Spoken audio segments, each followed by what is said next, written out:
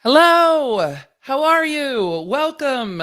Tonight, I am just drinking water because we have A, so much news to cover, and B, we're under a tornado watch that'll probably become a tornado warning at some point in the evening. So drinking feels ill advised when there is like weather shenanigans afoot.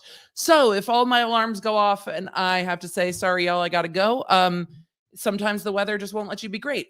We've got both paw nerds back here tonight, which I totally need because we have a lot to talk about. We've got Duggar sentencing. Look, the internet is very confused about how like sentencing rules work, and I get it. Not everyone's a lawyer. They are very confusing. It's why it's hard when we talk about the ins and outs of sentencing and the ins and outs of laws and the constitutionality of being convicted of two different crimes on the same uh, sets of behavior. So we're going to talk about that. We're going to talk about Jana Duggar briefly, just briefly, because we're waiting for facts, but we're going to talk about that briefly. Taylor Swift's "Shake It Off" is in some drama. The Jussie Smollett verdict came down yesterday. We're going to talk about that because there's some confusion about that as well.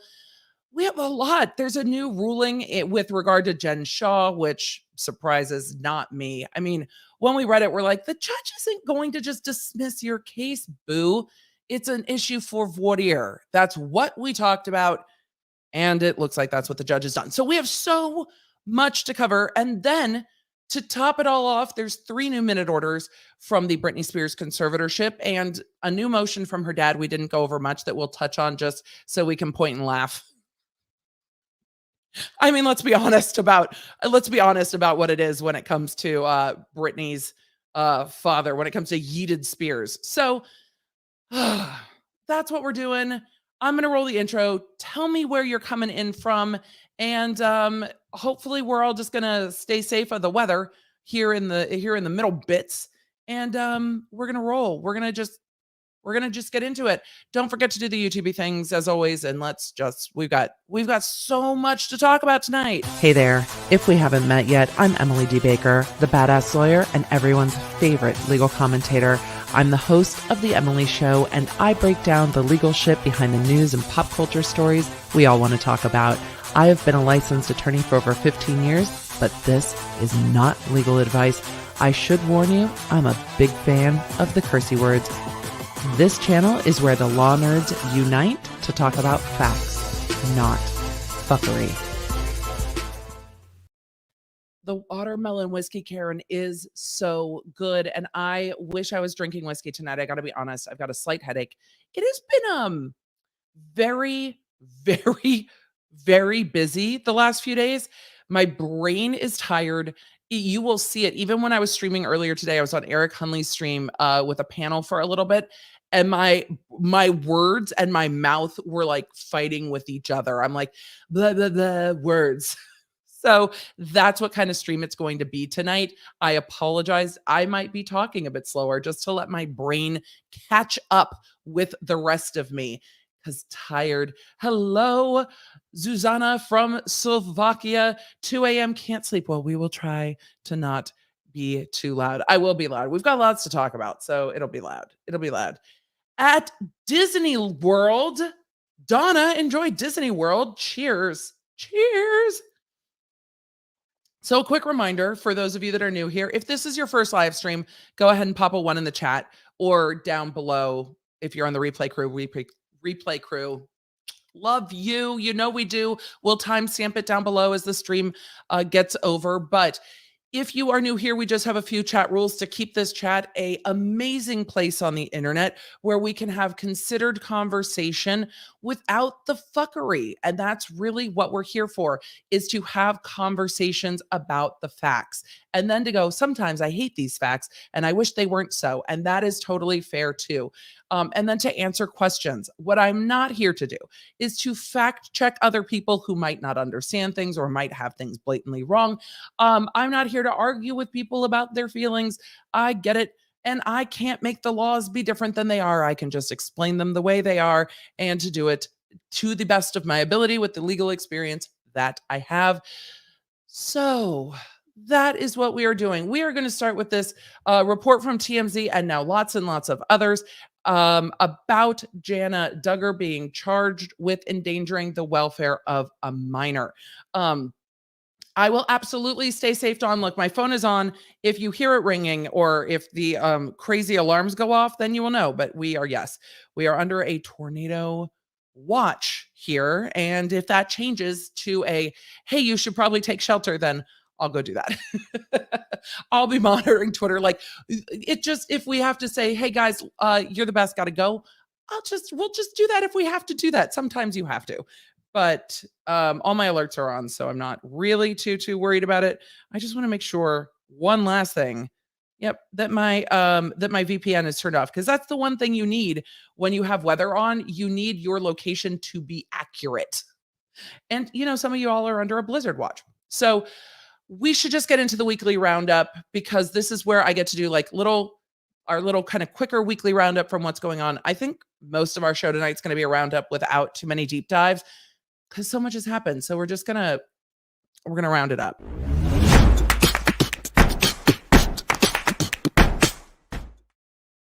Thank you guys. I should probably share my screen. That would be super helpful. So you know how I feel about TMZ, but look, oftentimes they do have things right. Even when I worked in court, there were times where the court clerks or others, I shouldn't dime anyone out. No one knows what courthouse I'm talking about. It's going to be fine. Would tip off TMZ to stuff. Like they do absolutely get tips. And because of the way that they have worded this story, I do believe their reports in this. They say that Jana's been charged. This is apparently the next oldest daughter of the Duggar family. So Josh being the oldest son, she's the oldest daughter. These are not her kids. It's my understanding she does not have kids. Again, I am a legal commentator, not a Duggar expert by any means. So Jana's been charged with endangering the welfare of a minor. A court clerk confirms to TMZ the circumstances surrounding the charge are still unknown. So that's what's the most important. The circumstances are unknown. So we don't have facts yet about what's going on. They say, but we're told Jana, the oldest daughter of Jim, Bob, and Michelle, was cited on September 9th, 2021. Cited indicates to me that this is going to be a misdemeanor case, that this is going to be not something where anyone was injured. This was endangering, but a misdemeanor endangering can be, it can be information. It can be things that could cause harm. So I don't know whose kids she was watching. I don't know the circumstances. This could be something like, going into a grocery store and leaving a kid in the car. That can be endangering the welfare of a minor, depending on their age, leaving them alone. Things like that can come up in this misdemeanor, endangering the welfare of a minor. They say she'll be back in court next month. And again, cited out misdemeanor. And as reported, we know what Josh was charged with. So people and others have, I clicked off, but people and others have already picked up on this. So we're going to go to one more article. But again, the circumstances surrounding this are unknown. The documents from court are not available at this point. So we will see. Somebody is saying someone's reporting that she fell asleep while babysitting. That could absolutely count as a misdemeanor endangering, especially if kids got out of the house or if kids were running around unsupervised, if kids were in a street or in an alley and things like that. So if the kids were, yes, I heard Jana wasn't watching a kiddo and they were found wandering. That could absolutely be what it is, where kids aren't properly supervised. So and if that's what people are reporting, then, that could absolutely be the case. That would fit with what TMZ is reporting. So this is not going to be something where Josh is involved, things like that. I wouldn't be surprised. I wouldn't be shocked. A lot of you in the chat are saying, it's been reported that she fell asleep babysitting. Possible. So possible. Somebody's saying the docs are available. And if they are, they are, and we will pull them up, not tonight, as more facts become known. Again, this story broke this afternoon. Again, it is a misdemeanor. This is not um something that I want to give too much time, attention, and space to. I think this is probably people scooping through the court records because it looks like this was cited out in September. So it looks like people scooping through the court records because of the last name. So we're just not gonna delve into it too much at the moment. I'm sure more reporting over the weekend will make it more clear. Again, we don't really cover misdemeanors here. It's a misdemeanor. No one was harmed. This is creating a situation that could be unsafe. And we'll see what the situation was. So, yeah, we're just not going to dive too deeply into it. So, all right, let us continue on. We've got a ruling in the Jen Shah. Will it binged when we switch? It did bing. It binged a couple times.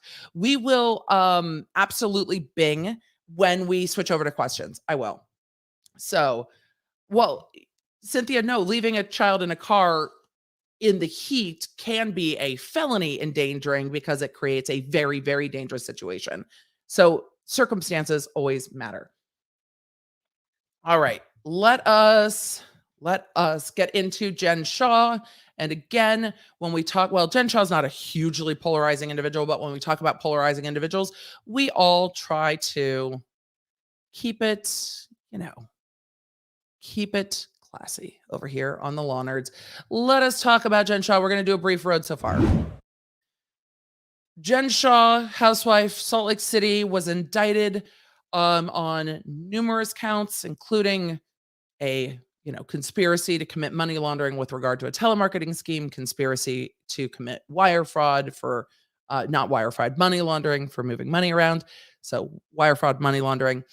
In the course of this, Hulu released the Shah Shocker.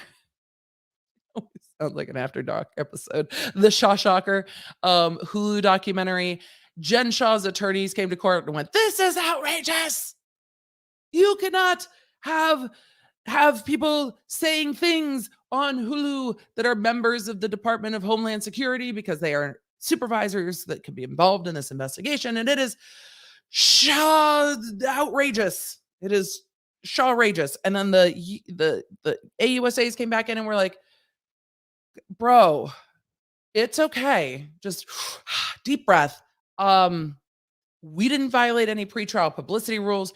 We don't control ABC. We gave them the same statement we've given every other media outlet. And what was said was not anything that was not already in the public record. This isn't a big deal. Take a deep breath." What Jen Shah was asking for was leave to file a motion to dismiss, like dismiss the entire thing. It's all over. Sanctions, hugely punitive sanctions, because the government shouldn't be doing that. And all of this. I always said that I thought that this would be covered by voir dire. They would ask the jury, "Hey, have you watched anything about this case? Oh, you watched the Hulu documentary, The Housewife and the Shah Shocker. Great. Can you still be fair? No? You think, okay, great. You're excused from jury duty." This can always be fixed with voir dire. It is not so prevalent. I'm sure they are going to find plenty of jurors in New York City that have never heard of Jen Shah. It's not, I mean, I know that Jen's like, "No, everyone knows." I don't think everyone knows. So let us see what the court has done. The court ruled today, and their order, this is their order, single space. "Your Honor, we have always liked your orders before, but single space is just so hard to read. You're killing me." Shah's motion is denied in full. Yeeted in full. Defendant Jen Shah has filed a letter motion seeking inter alia dismissal of the indictment against her, an evidentiary hearing, discovery, and sanctions against the government. She contends these measures are necessary in light of the statements made by two supervisory special agents from HSI during a 48-minute program titled The Housewife and the Shah Shocker. Aired on the streaming service Hulu on November 29th, 2021. To start, dismissal of an indictment is an extreme sanction. Yep. That is to be utilized only in the rare case, and then cited case law for it. This is not such a case for negative pretrial publicity. Even partly engendered by the government, would not warrant the extreme remedy of dismissal of the indictment before voir dire. Yep.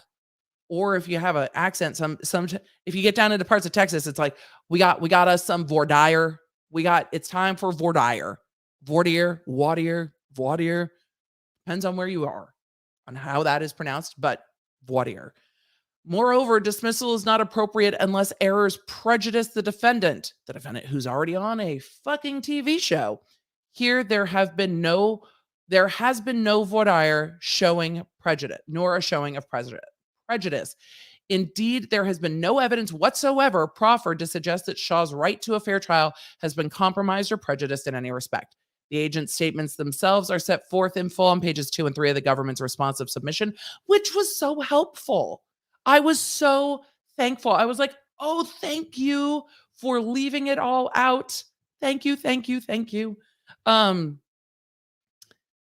They go on to say these statements are largely statements about telemarketing fraud overall, with general references to the lifestyles of person involved in a Homeland Security investigation into telemarketing floors. Yes, sometimes fraudsters do this. And the use of the word fraudsters made me chuckle because that's exactly what that is.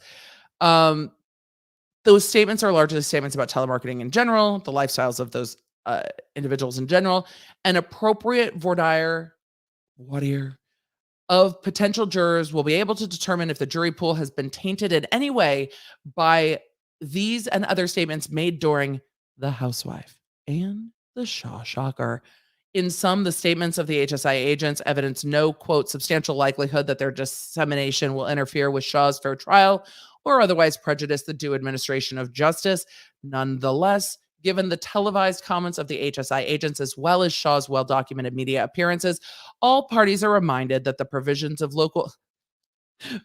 Jen Shah is reminded as well. All parties are reminded that the local rule exists and you must comply with its terms. Thank you. Thanks for playing. Get out of my court. Goodbye. Goodbye, Kyle. It's gone. So that is the end of that.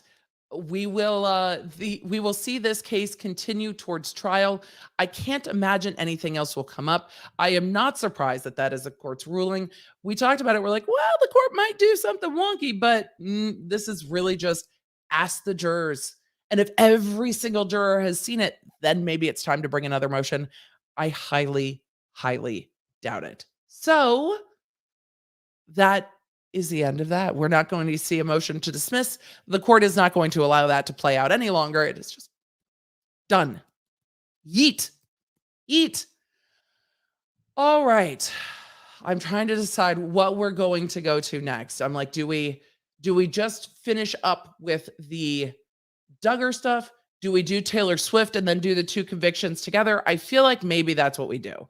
Let us just do the Taylor Swift stuff that came out this week, and then we'll get into the Duggar and Smollett convictions, and then we'll go into the Britney stuff that happened in court. I feel like that is it. So let us continue. Let's talk about Taylor Swift. Shake it off. Shake it off. Did you guys see this today? Have you seen the news about Taylor Swift's Shake It Off and the copyright case that has ensued? Hopefully you all saw it. Maybe you didn't. This started coming down today. We followed Taylor Swift cases a while back when all the Evermore stuff was going on. I loved the Evermore stuff. There was conversation of tiny, tiny dragon eggs. And flights of fancy and a theme park for LARPing and all kinds of amazing things. I lived. I am sad that they all settled so quickly, but also I understand why they did, because truthfully, they were dumb lawsuits. But at least they were fun. It was much more lighthearted than anything else we've talked about. So today, if you've seen the news about Taylor Swift facing trial, there have been articles on Twitter and, well, mostly on Twitter. I'm sure they're elsewhere on the interwebs. I say things on Twitter, that Taylor Swift is going to face trial. It's because this case has been moving along. They filed motions to dismiss and a summary judgment motion, and the court said, what we're not going to do is determine this at summary judgment. These are factual determination that need to go to a jury. So the court ordered that these factual determinations are going to go to a jury. So let me pull up the court's ruling. I have this downloaded, but I think I'm just going to pull up this one. Let's see. No, let's pull up the complaint first. Me deciding out loud what I'm going to do. This was filed, just so we can all appreciate what's happening. This was filed September 18th, 2017. Just so we're all clear. If you guys are like, wait, there's a copyright lawsuit over Shake It Off? Yes. Wait, when was that filed? 2017. So this is going to be moving towards trial. This is from Sean Hall, DBA, Give Me Some Hot Sauce Music. I mean, okay, give me some hot sauce music. Nathan Butler, DBA, Faith Force Music versus Taylor Swift, Carl Martin Sandberg, Carl Jonah Schuster, an individual, Sony ATV Music, and others, including Big Machine Label, Universal Music, all the things. The parties are the songwriter who wrote the song Playa's Gonna Play, Playas, Playa's Gonna Play. And the line in that song is Playa's Gonna Play, Haters Gonna Hate. And then the line in Shake It Off is essentially because the player's gonna play. And the hater's gonna hate. And I'm just gonna shake it off, shake it off. That. So unlike other music copyright cases that I really very much enjoy and need to do a whole episode on music copyright cases, there are copyright music cases that deal with the tunes of music, and deal with the sounds of music. Like the bars from this are too close to the bars from that, and these songs sound too similar. This is over the lyrical content, not over the songs sounding similar. It's whether that Playa's Gonna Play, Haters Gonna Hate is substantially similar enough to be, because player's gonna play, and the hater's gonna hate. Yes, it is a 3LW song. Yes. Yes, it is. So that's what it's about. It's not about the things sounding alike, like you get with Under Pressure and Ice Baby, where you get that dun dun dun dun dun dun. And you don't, and at the beginning, you're like, is this Under Pressure or is this going to be Ice Baby? Not that. Lyrics. So this was filed in 2017. It has been winding its way through the courts. They are alleging again that the lyric Play is Gonna Play, Playas, Play is Gonna Play is similar to Player's Gonna Play. So let's get into the court's ruling. The kind of the procedural posture of this is they've gone through motions to dismiss. They came for a motion for summary judgment. A motion for summary judgment means that the party is asking the court, look, this doesn't even need to go to a jury because as a matter of law, the other side cannot win. And that's not what's going off here at all. So Allie is saying in the chat, what I'm sure a lot of you are thinking, Shake It Off isn't close to the song at all. No, it's not about the melodies of the song. It's not about the sound of the song like we get in other musical copyright cases. It's about the actual lyrical content.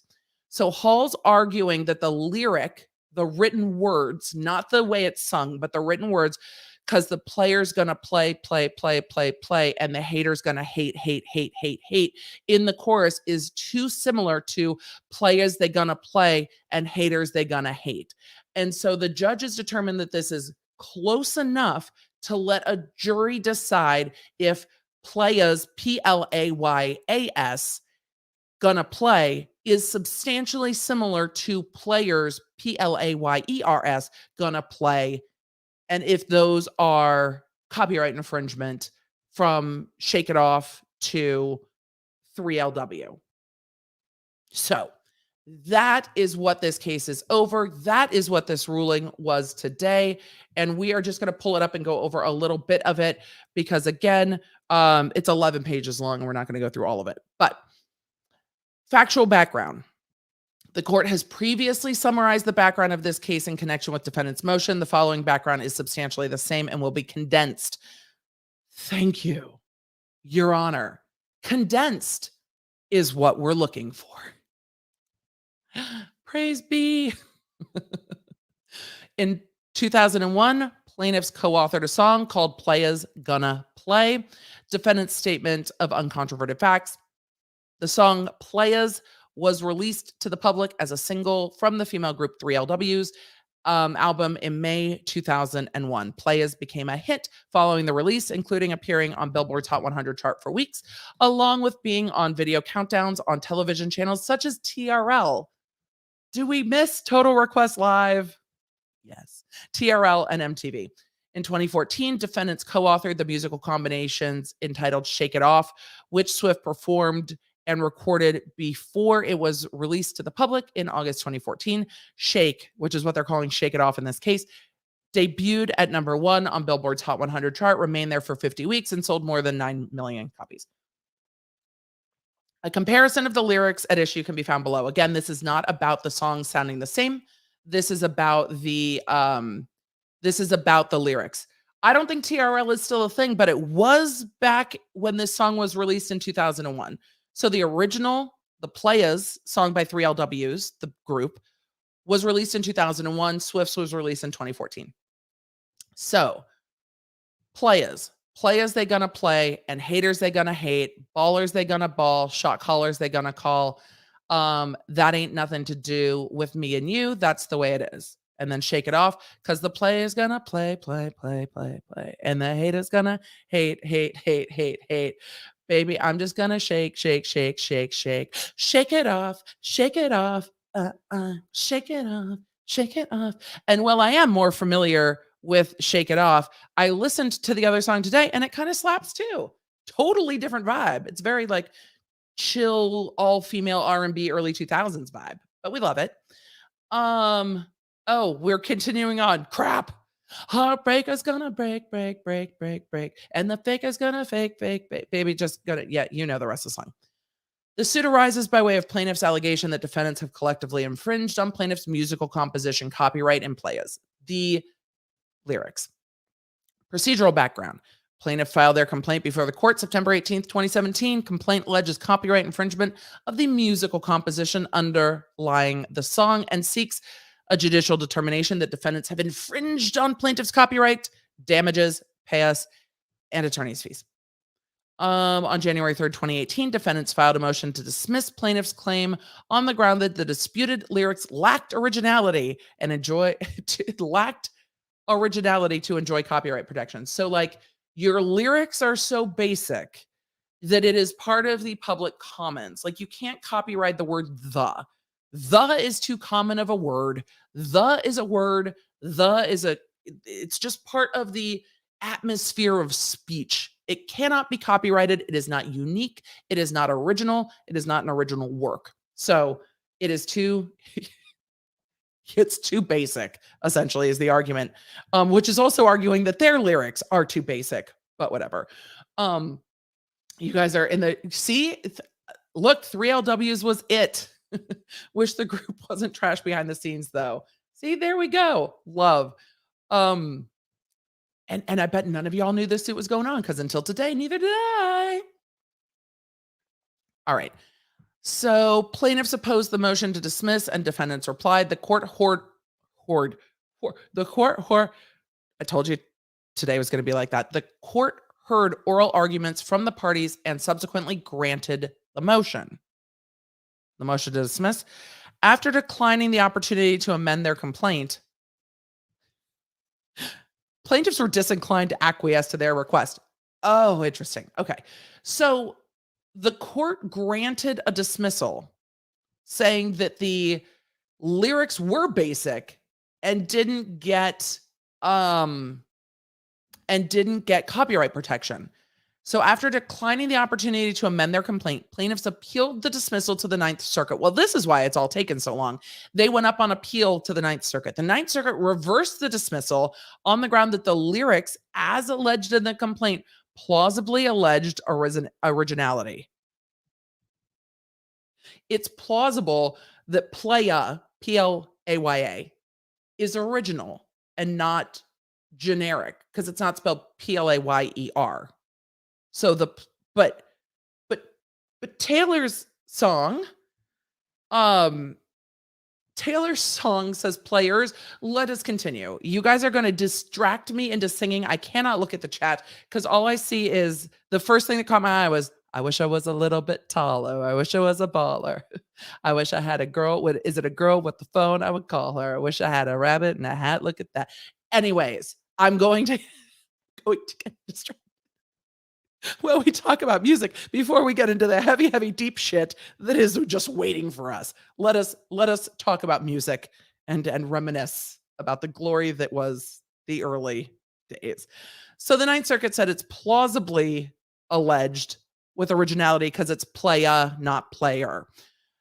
So it goes back to the judge who dismissed it. That's always fun.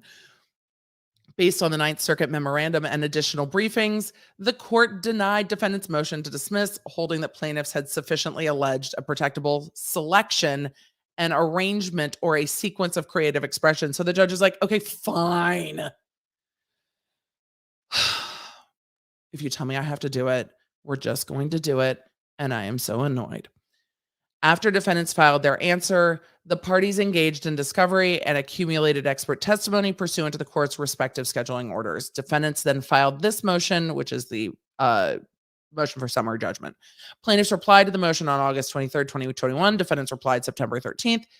Legal standard for summary judgment, we don't need to go through a ton. It really is not dissimilar to the slap motions. I mean, that is a rough comparison, but it is not dissimilar where the party moving bears a burden to prove that it should be dismissed and that the other side cannot succeed on the merits. When the party moving for summary judgment will bear the burden of proof at trial, it must come forward with evidence which would entitle it to directed verdict if the evidence went uncontroverted at trial. So here, what they're saying, and I understand why they move for a summary judgment, because what they're saying is the lyrics are the fucking lyrics. Like, the facts are the facts. This song says this, that song says that. It doesn't need to go to trial. It's just the no one's disputing the facts. Your song says this, my song says this. Does that song get legal copyright protection or not? So that is why we are at the summary judgment stage, and I understand. They say a motion for summary judgment may not be defeated, however, by evidence that is merely colorable or is not significantly probative. Infringement. Defendants, Swift, argue that they are entitled to summary judgment because plaintiffs have failed to establish that Shake and Playas are substantially similar with respect to their musical compositions as alleged in the complaint. Well, the musical compositions are different. The lyrics might be close. Defendants argue that plaintiffs' claims pertain to phrases and sequences in Players that are unprotected and used differently rather than substantially similar, and are unprotected and used differently rather than substantial similarity to Shake. To prevail on a copyright infringement claim, a plaintiff must demonstrate ownership of the valid copyright, and 2, copying of the constituent elements of the work that are original. So that is the argument over whether there's a valid copyright and whether you get a copyright, because the lyrics might not actually get copyright protection. Copyrightability. Let's talk. If we need to do a deep dive on this, let me know. We might. But copyrightability. Defendants argue that plaintiffs and their expert have conceded that Shake does not infringe on Playas because the phrases and lyrics at issue are public domain phrases, which are not entitled to protection as musical or literary works. Plaintiffs argue that the phrases Playas gonna play and haters gonna hate, along with the sequence and structure in which they are presented in Playas, chorus, are original due to the selection and arrangement of the underlying lyrics in the work. As indicated at the hearing, this argument is really a motion for reconsideration of the Ninth Circuit's ruling. It's not as if the lyrics in the record now are materially different than what the complaint alleges. Right. The songs are the songs are the songs are the songs are the songs. The Ninth Circuit already acknowledged that at a minimum, plaintiff's characterization of the work at issue, a 6-word phrase and a 4-part lyric sequence, was enough to sufficiently allege originality. As discussed at the hearing, defendants have not shown that circumstances have changed since the Ninth Circuit's opinion. Originality is sufficiently shown when viewed in the light most favorable to the plaintiffs. Again, the plaintiffs are the non-moving party, so everything is viewed like if we give them the most liberal interpretation, the most generous interpretation, where do we fall on this? In addition, the court is also persuaded by the arguments made in the opposition. Notably, plaintiffs expressly reiterate that the music is not part of the infringement claim and that the core issue here involves the creative expression underlying the 2 sets of phrases in the 4-part sequence. Plaintiffs use the above phrases along the 4-part sequence would allow a rational jury to conclude that plaintiffs have met the minimal requirement required to secure some type of protection in this creative expression.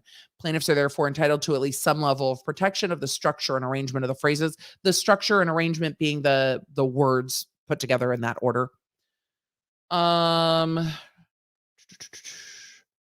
They say that although defendants experts strongly refute the implication that there are substantial similarities, the court is not inclined to overly credit their opinions here. So the court is not deeply relying on the experts that came in and testified about the words. The Ninth Circuit has acknowledged that it has never announced a uniform set of factors for analyzing a musical composition under the extrinsic test, and that it did not intend to change that precedent as of 2004. This precedent has remained in effect since then. Indeed, defendants' experts do make some persuasive arguments with regard to why various factors of the respective musical and literary work analyses do objectively distinguish playas and shake. Be that as it may, there are still numerous factors analyzed by defendants, same experts, that do not eliminate the possibility that there is still a genuine dispute as to the potential substantial similarity between the lyrics.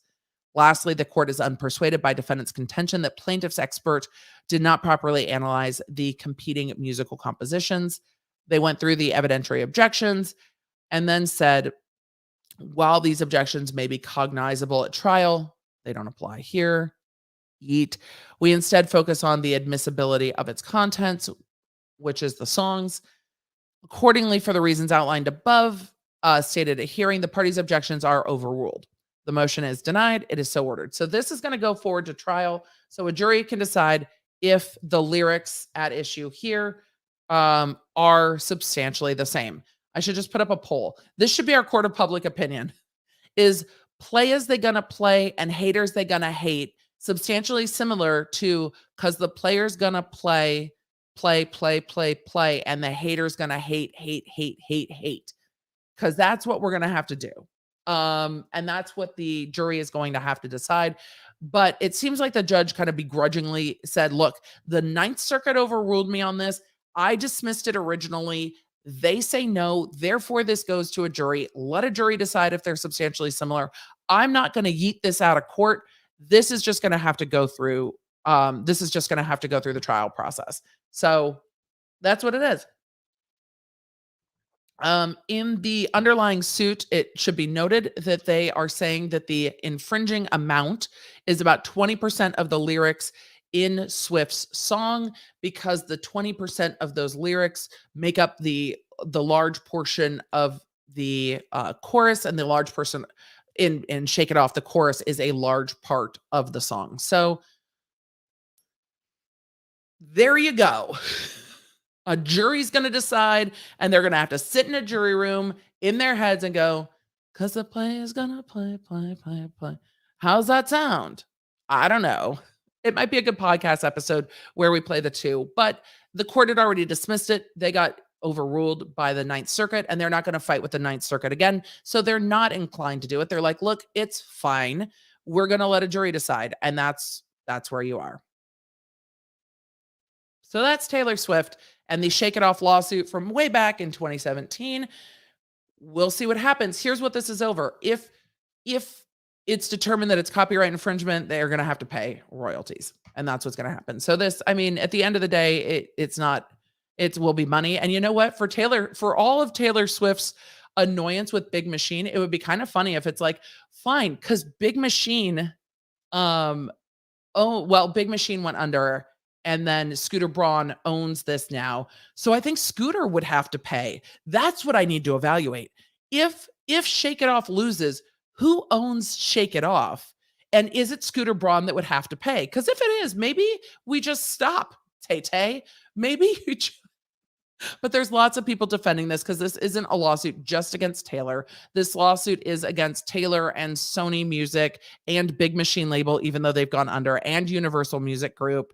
And but it would be really funny if oh, that's right, Scooter doesn't own it more. He sold it. So whoever owns it might end up having to pay the royalties. Tracing back the royalties is going to be a whole ass situation. So, so that is the Shake It Off lawsuit. We'll see what happens. Wouldn't that be a fun jury to be on if you're on jury duty? Like, it would be way more fun to be on jury duty to determine if Shake It Off has a copyright infringed chorus than determining CP on a Duggar trial. Like, that would be a way better jury to be on. You would leave with music stuck in your head, but not otherwise scarred, I don't think. And that's a very good thing. So civil juries also can determine the amount of monies sometimes. So it'll be really, really interesting. Oh, Dr. Riley, you're so sweet.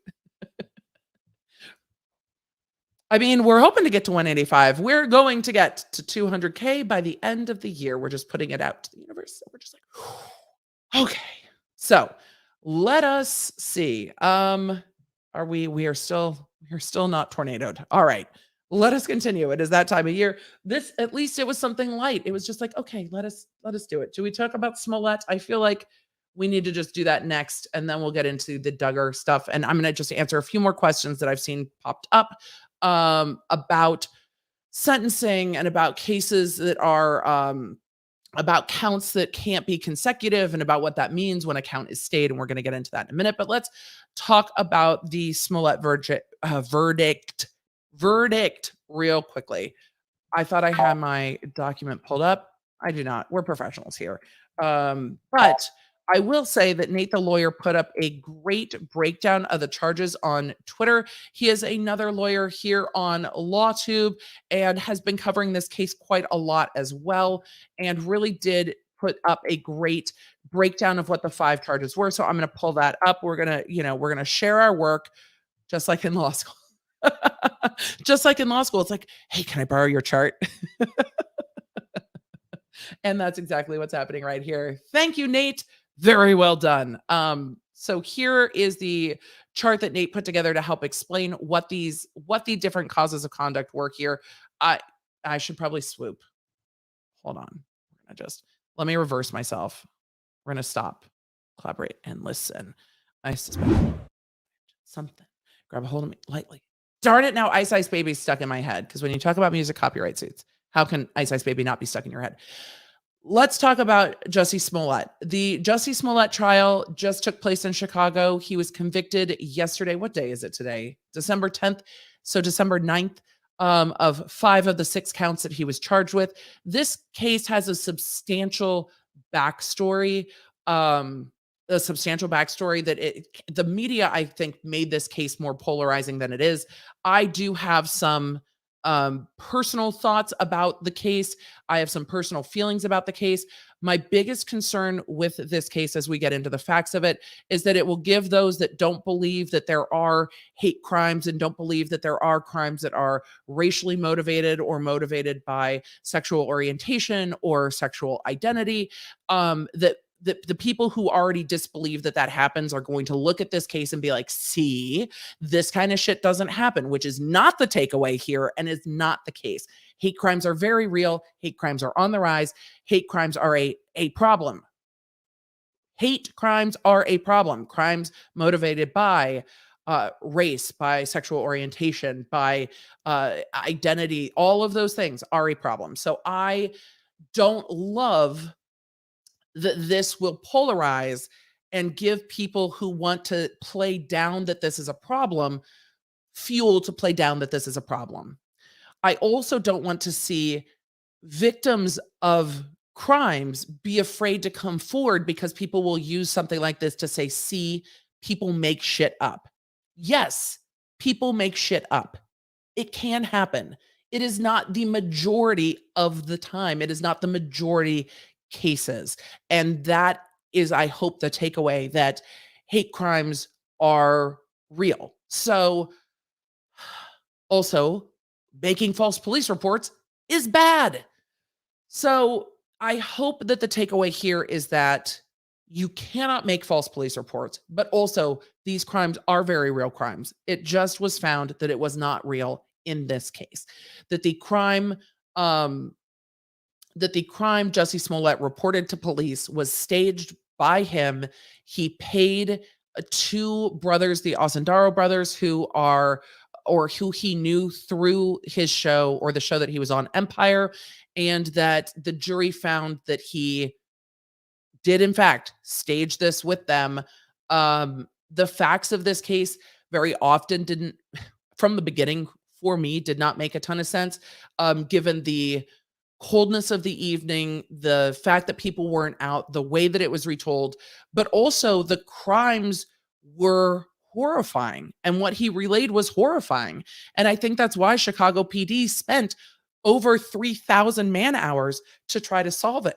Why the city spent hundreds of thousands of dollars to try to solve it, because when you go to the police and say, hey, these people attacked me, they yelled racial slurs at me, they threw bleach on me, they put a noose around my neck, that the police went, oh fuck, that's horrible, that can't happen in our city. And literally during this horribly cold winter, when this happened, we're door knocking to get Ring doorbell footage from people. And the investigation was very thorough. So with that, it was originally indicted on 16 counts. That indictment was dismissed by the DA in Chicago. The DA in Chicago got phone calls, it seems, from somebody from Michelle Obama's team. It seemed that there was other pressure. However, the DA can also say, like, hey, this has never happened before. We don't believe this person is a career criminal or a threat to society. Not all cases that get indicted at grand jury or could be prosecuted get prosecuted. So they had compromised the case, and they were going to have him do community service and other things and not prosecuted. The site judge at the court appointed a special prosecutor to look into it, feeling that the prosecutor's office maybe was exhibiting some sort of bias or connection with Jussie where they couldn't make a fair decision. And then this was re-litigated. So it was re-indicted on 6 counts. In the wake of all of that, and while this is happening,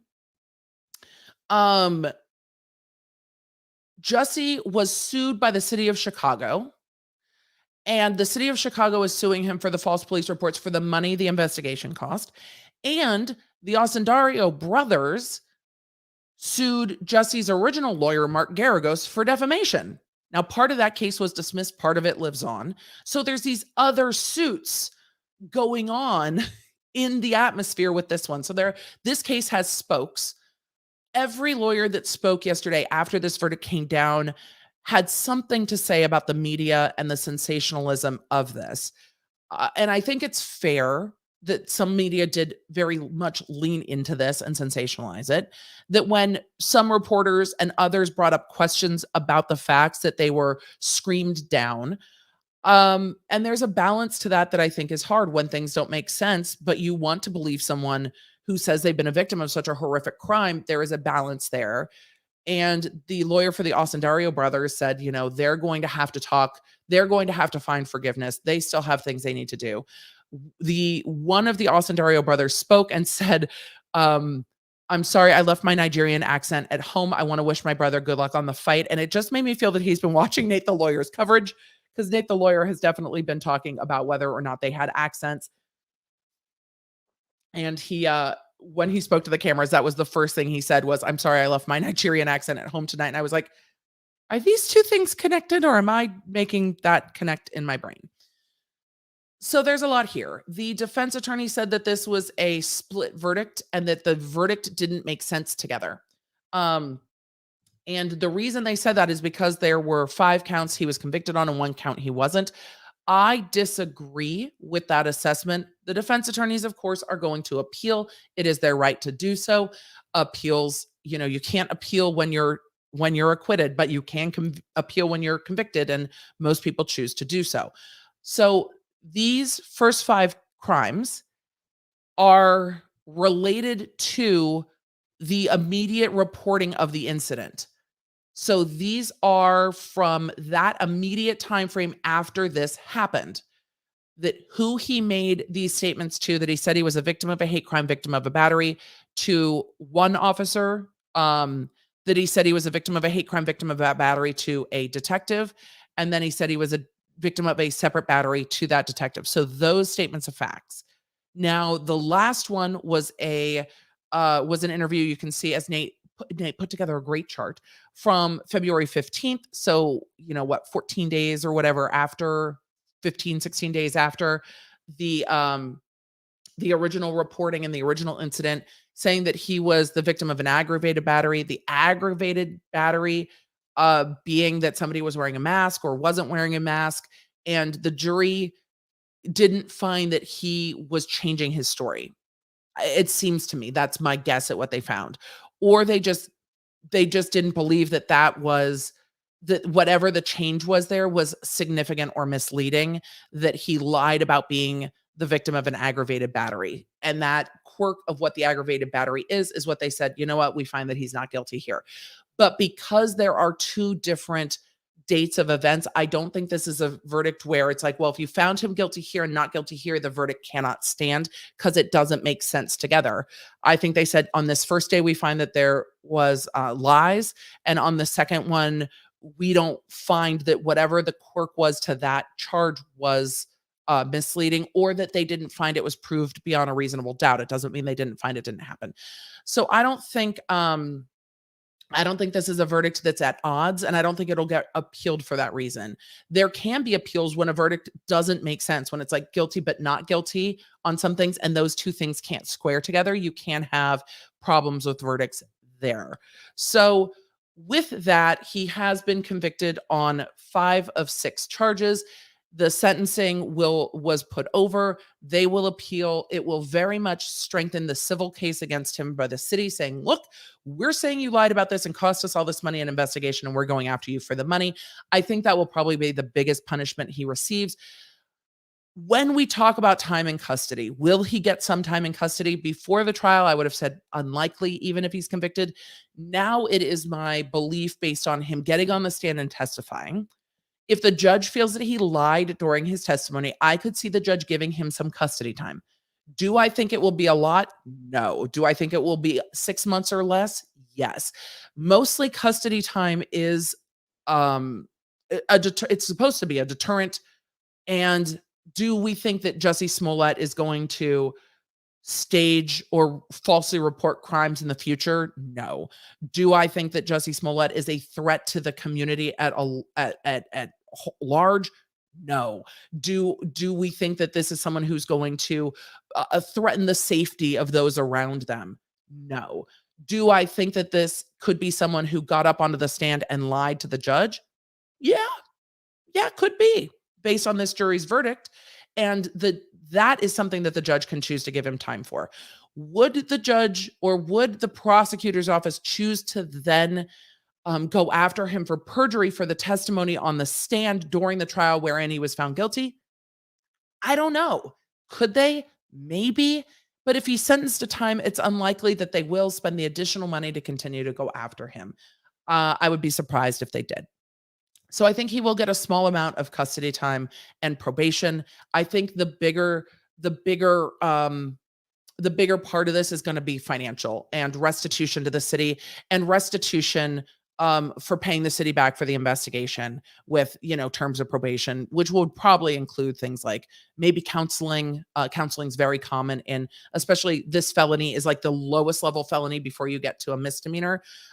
So things like community cleanup, community service, counseling, things like that normally go into those types of probation, because really, is he a hardened criminal that needs to be rehabilitated, or just needs to be punished, or just needs to be in custody for the safety of those around him? No. I mean, no, the answer to that is no. So that's the consideration. Will his testimony on the stand be such that the judge thinks that some amount of custody time is needed or not?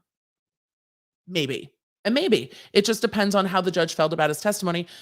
I was very frustrated by this case because the special prosecutor who was brought in, the special prosecutor is a private attorney who was brought in with his law firm to prosecute this case when they found that there was a conflict with the DA's office. Sometimes they bring in the attorney general's office, but they didn't. They brought in a local attorney who took it on as the special prosecutor. That attorney said they took this on pro bono, meaning they did not charge the city for their time, which means that this prosecution, other than police time and court time and stuff, they didn't have to pay a prosecutor to prosecute this in the way you normally would when you bring up a special prosecutor. But the special prosecutor said in their press release that they took on the case to bring transparency and healing to the city of Chicago. But then the court denied cameras in the courtroom and denied open access to court. So, well, denied open access in that way. Reporters were in the courtroom with the seats that were available.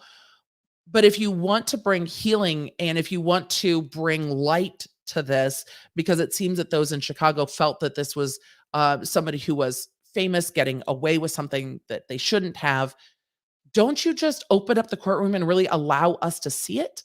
Don't you, if you want to make it more transparent, make it more transparent.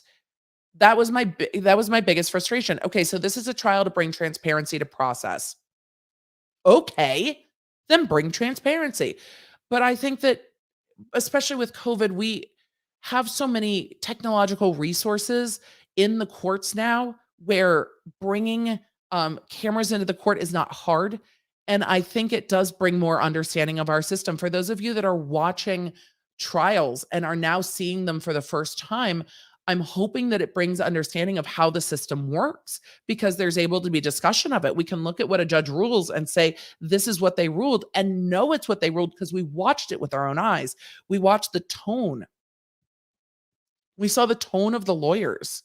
The tone of the lawyers and the tone of the judge are so important. You just read the judge from the Rittenhouse case ranting at the prosecutor, "Don't get brazen with me," on a paper. That doesn't give you the same impression as watching the judge sit there and go, "Don't get brazen with me."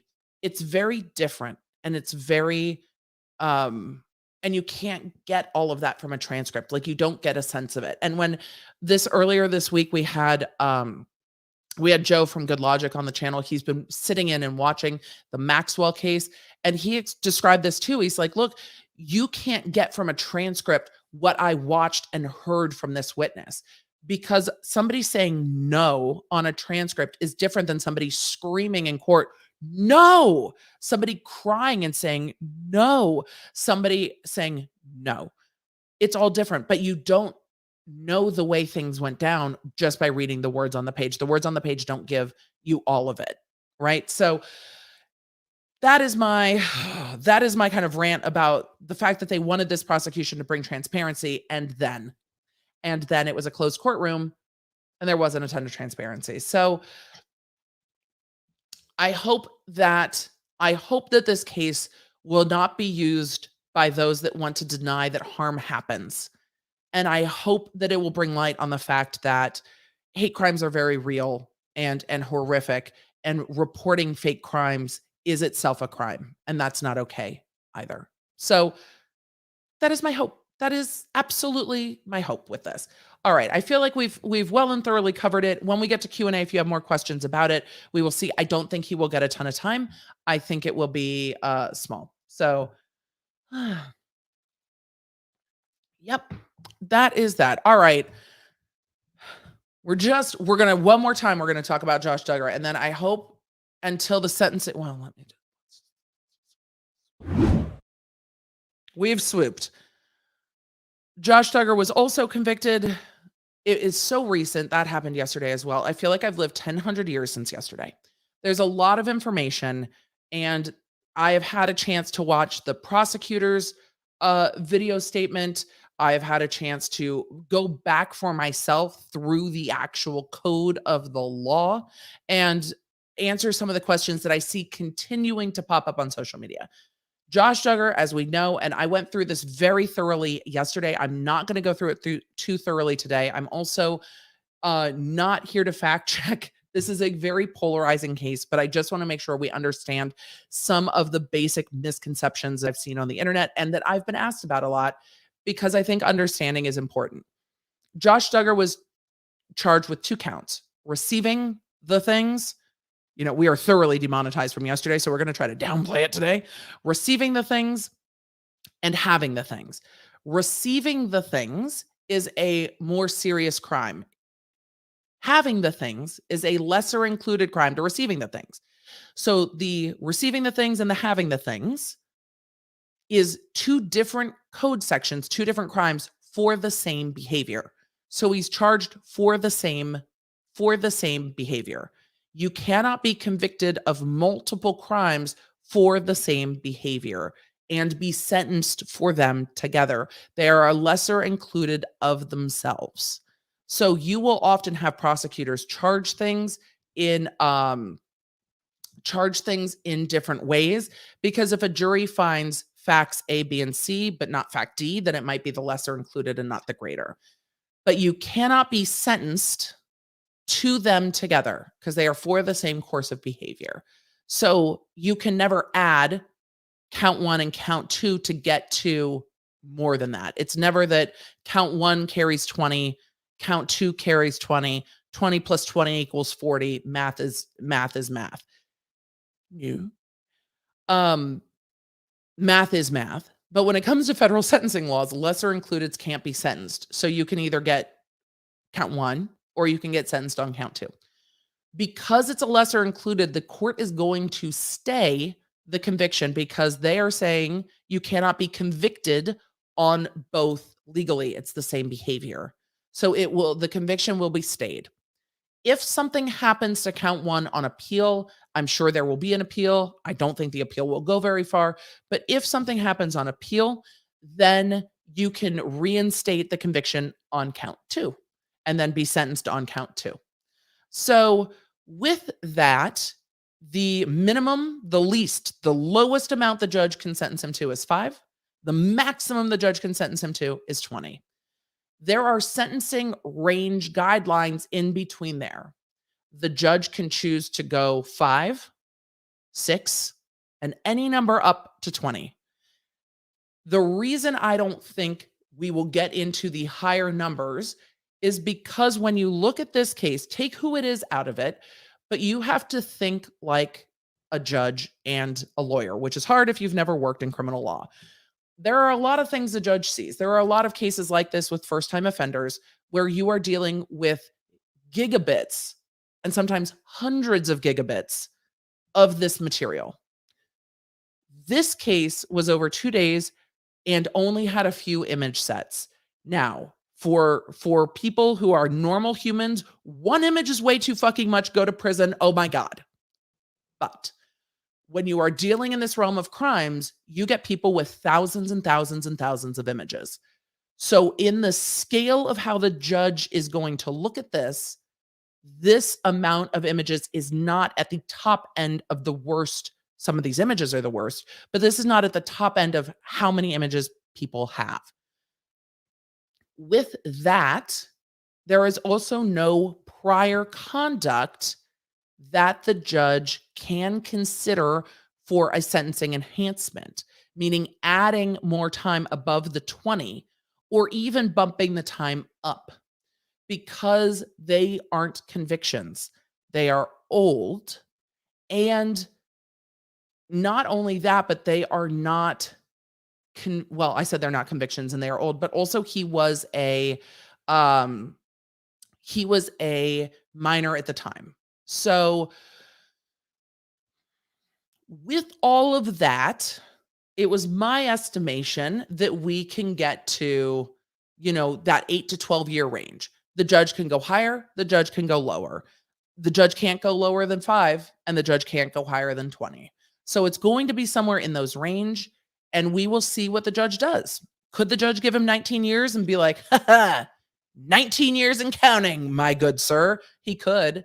Will he? I don't know. Because then if you have somebody who has a first-time offense with 3,000 images or 4,000 images or 10,000 images, what do they get sentenced to? So in criminal sentencing, there is a range. Criminal sentencing in federal court also tends to be a little bit lower because in federal court, they serve a higher percentage of the time. So instead of serving 50% or 30% of their time, they will serve closer to 80% of their time based on the way that time works in federal custody. So we will see what the judge decides.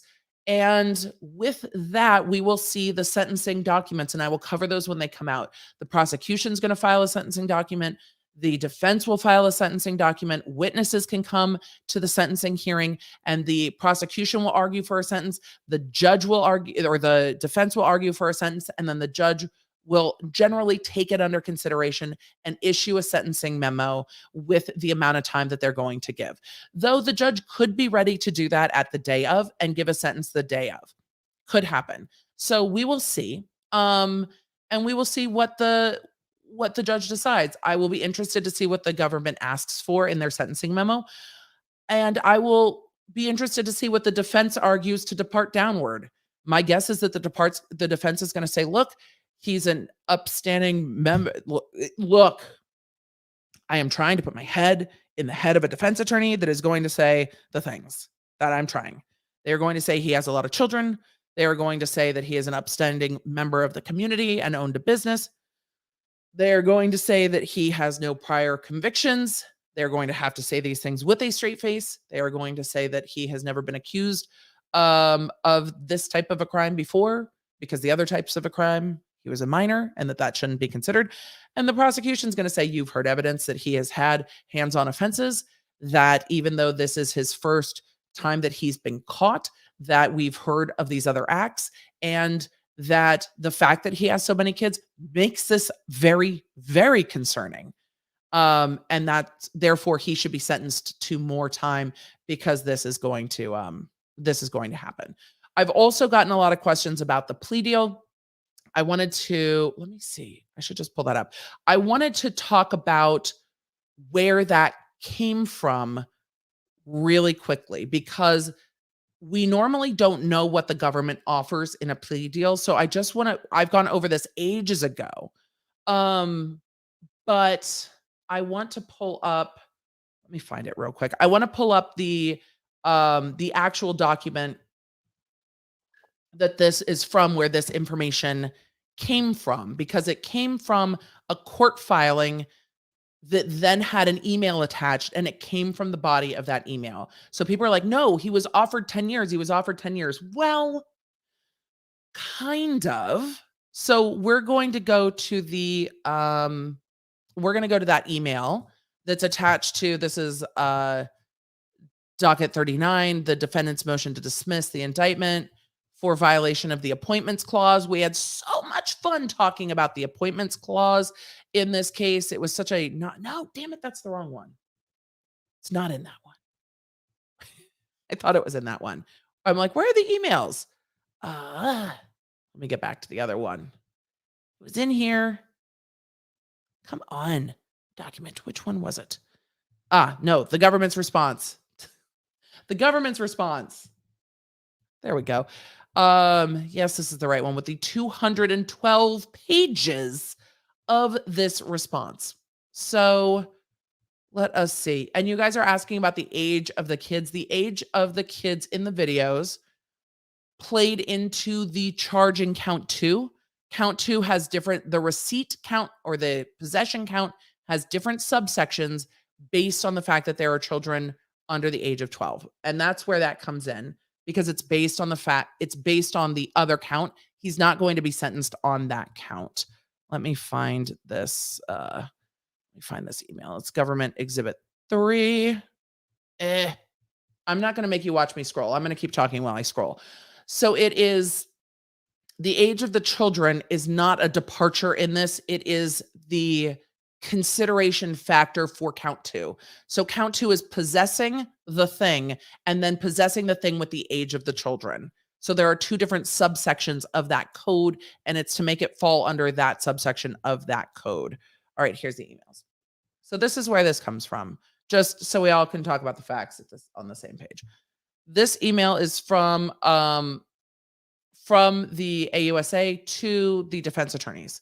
And it says, all, to recap our meeting today at Homeland Security regarding the proposed receipt plea offer, the government provided defense counsel with an oral review of the discovery material that has been provided via USAFX. The government displayed the Marissa images and the video of the CP downloaded by law enforcement to defense counsel. So this is what they showed defense counsel. They showed them the evidence in this case.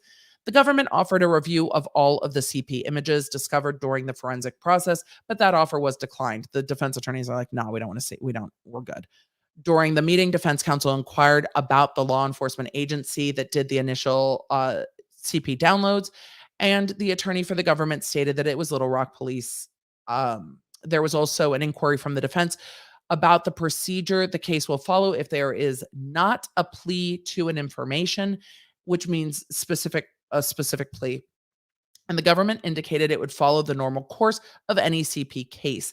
The defense likewise inquired about the applicable sentencing guidelines, and the government's attorney stated that the defendant would hit all enhancements, which would likely result in a guideline recommended sentence around 10 years, which also means now this can be 10 years. If they might argue for more after trial, they may not, but this is a recommended sentence of 10 years. This is not a plea to 10 years. This is not an offer of a plea to 10 years. This is what we see a likely recommend would be. However, there was no oral agreement as to sentence or promise regarding the accuracy of the guideline estimate provided. Also, during the meeting, there was a request for the download logs, and then the rest of this goes into their discovery obligations and if there could be a plea. That's where this number of 10 years is coming from, which makes sense. It is double the mandatory minimum. Mandatory minimum on that charge is 5. It's double. It's half of the maximum sentence. 10 makes sense. And the thing about the federal courts is, in state court, if you are a prosecutor, and you say, defense attorney, if your defendant pleads to count 1 and 2, I'll dismiss the rest of the counts and he will get a sentence of 15 years. And you go into court and you take the plea and the judge sentences them to 15 years. It's done. That's not how it works in federal court. In federal court, the government comes in and argues, hey, the defendant is pleading to this count. We're dismissing this count. We recommend 10 years. And then the defense is like, and we're asking for a downward departure. And then the judge decides, and the judge can pick 10, or the judge can pick more, or the judge can pick less. So it's not ever a hard offer. So this was a conversation that they would likely recommend a sentence around 10 years, right in the middle. So it was never you can plead today, going once, going twice, here's 10 years. It was a conversation in this email that they had when they were turning over the defense and doing all of their due diligence. Hey, we think it would likely result in a guideline recommended sentence around 10 years based on everything we know. Double the minimum, half time, that's what it is. But it's not that he was offered a plea of 10 years. They said, this is most likely what it is. If he had then said, I want to take a plea, can you tell me what the amount is? We never saw that information. It came from this email that was attached as an exhibit to one of the motions that came up. So I wanted to just clarify that because people are like, but he turned down 10 years, so he has to get more. Not exactly. The government said they would likely recommend 10 years. It's not that he said, fuck you, 10 years, I'm going to go with more. And it doesn't mean that the court will say, because the government offered 10 years after trial, you now have to get 15. The court could still say, you know what, this is double the mandatory minimum and it's right in the middle. That's fine. You get a midterm. I don't think you deserve low term. I don't think you deserve the max. You get a midterm of 10 years, which is why that 8 to 12 range seems like that's what it is. So Deborah Wallace asked the question, if Duggar would have got 10 years in his plea deal. We don't know if he would have got 10 years in his plea deal because that would have been the likely recommended from the government, and the court could have gone above or below that. So we don't know what he would have gotten. He didn't take responsibility early. He could have gotten 8. He could have gotten 5. The government said they would argue for 10, or they would likely recommend 10, but they didn't say that that's what they were offering. Would the judge likely go lower than that? The judge can. Will the judge? I don't know. The judge might see it the way I do. 10 is right in the middle. Does he deserve less based on everything we know? Maybe not. So it'll be very, very interesting. It'll be very interesting to see what happens from here. So that hopefully clears up what this was, because this is not a, and Trish, he didn't get a plea deal of 10 years. That's not what happened. This is all the information that is publicly available. They said, considering everything, including the counts and all the stuff, it would likely result in a guideline recommendation of around 10 years. Around 10 years can mean 8. Around 10 years can mean 11. Around 10 years can mean 12. He did not get an offer of 10. So I just want to clear that up, because I worry that people are going to be very disappointed when this sentence is not as high as everybody would like it to be. However, the sentence is probably not going to be as high as everybody would like it to be, because normal humans look at this and go, yeah, but this is fucking terrible. Correct. But in the world of what this judge has seen as a federal judge, this is not on the top of the most terrible and awful shit that this judge has seen. The higher sentences, and there are cases where the mandatory minimum is much higher, but that is for hands-on crimes, assaultive crimes, and the creation of the things, not for the receipt and possession. This is considered a lower severity crime than those other things. So hopefully that clears that up.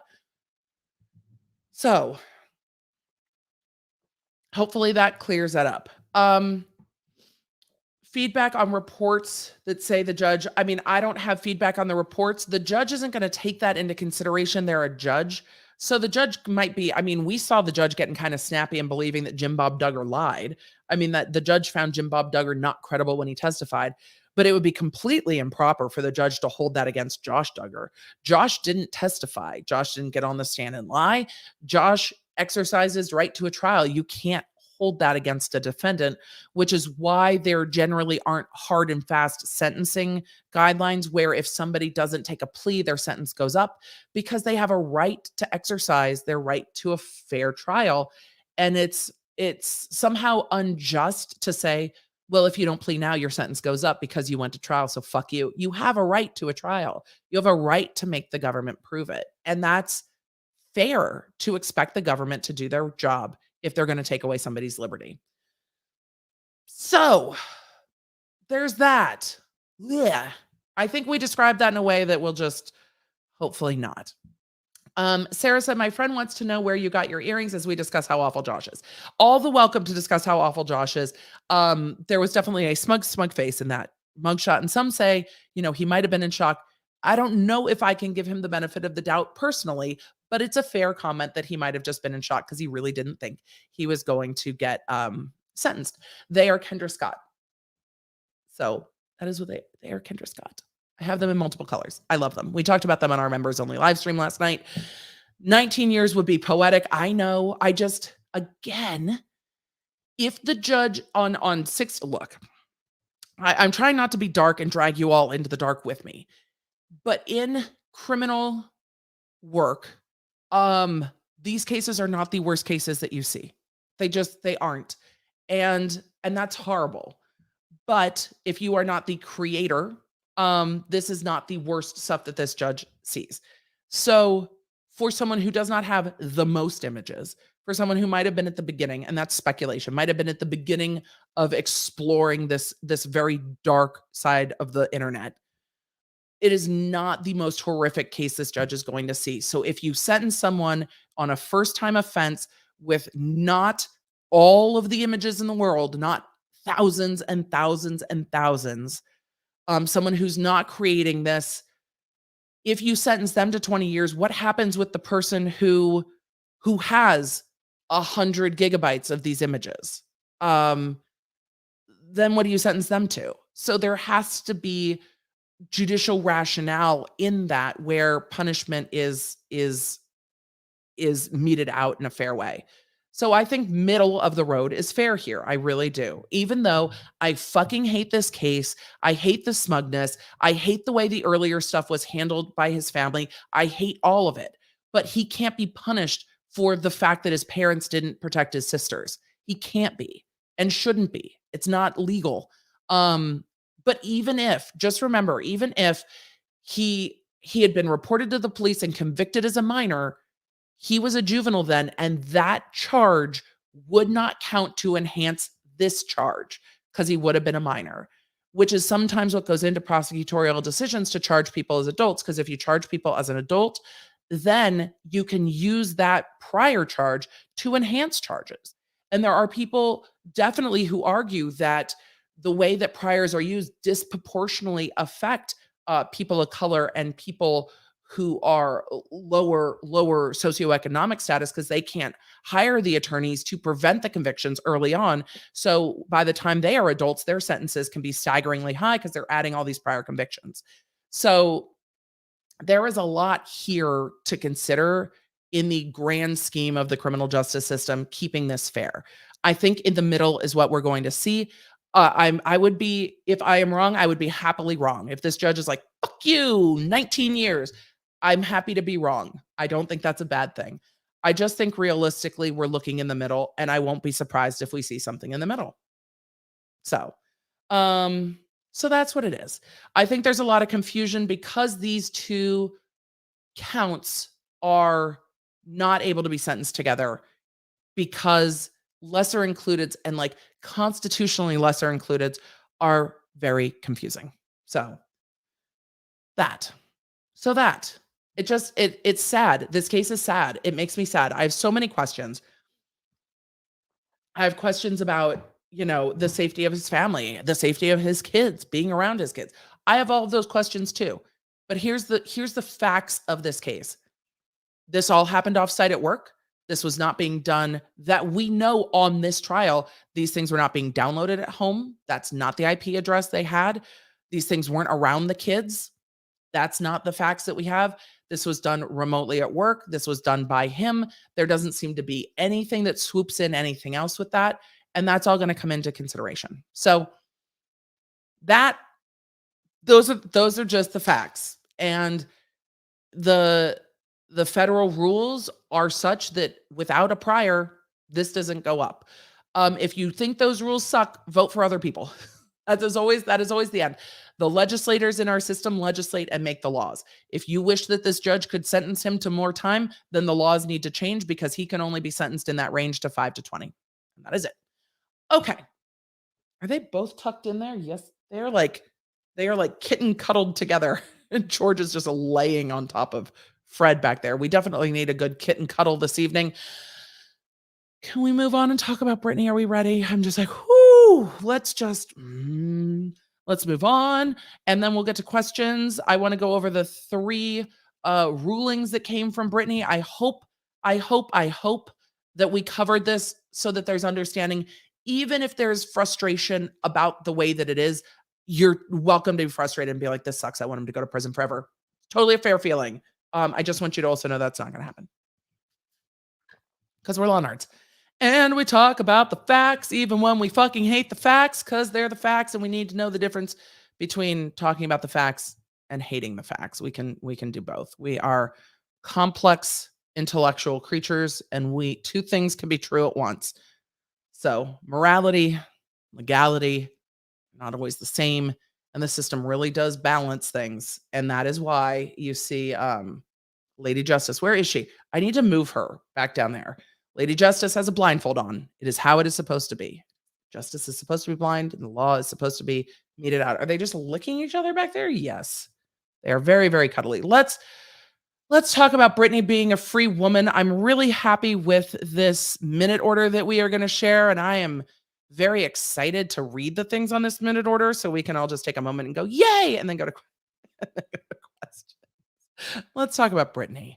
It feels dirty talking about Britney after Josh, but I also feel like it's the good news that we need. And this is like the legal case that I'm holding on to that's giving me hope that everything will be okay in 2022.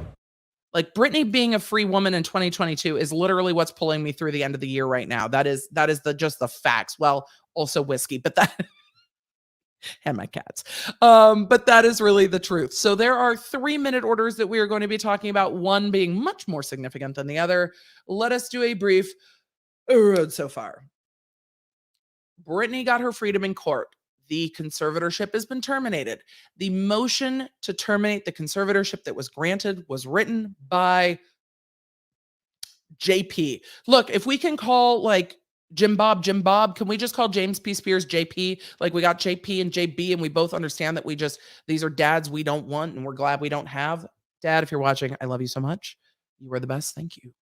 So JP Spears filed the motion to terminate the conservatorship. The fuckery that went on around that, I've covered well and thoroughly. But because he filed the motion, he also fired the proposed order.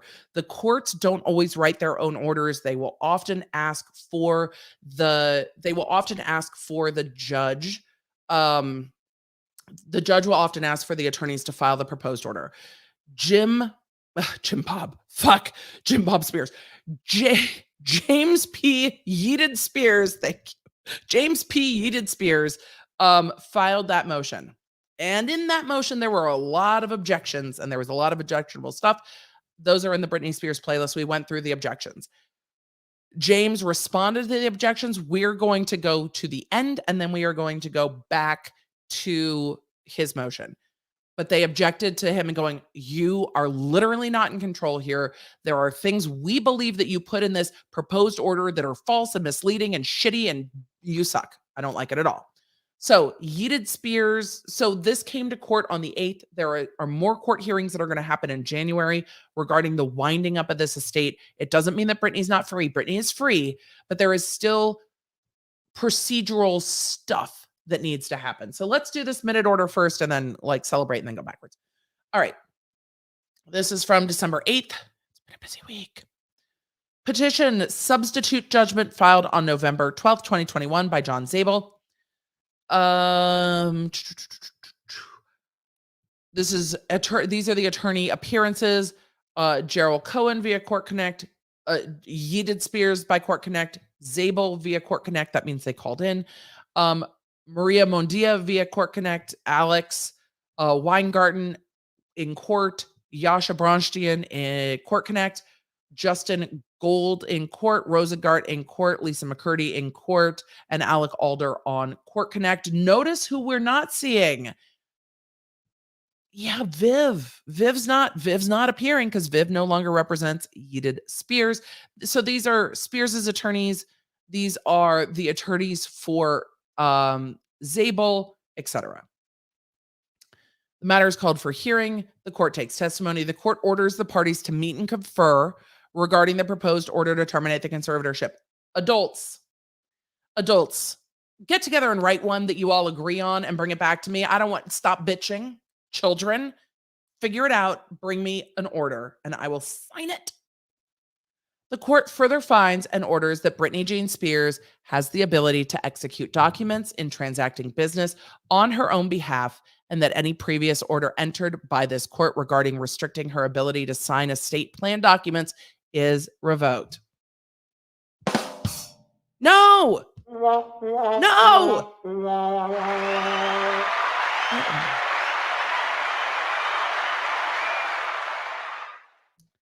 Yay!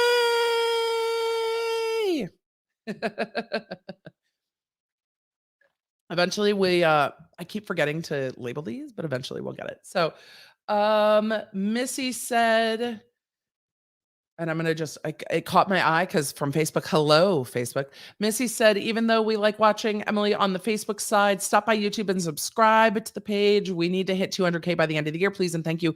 Yes, please. I would very much appreciate it at the Emily D. Baker or watchemily.com. We'll get you to my YouTube. I would very much appreciate it.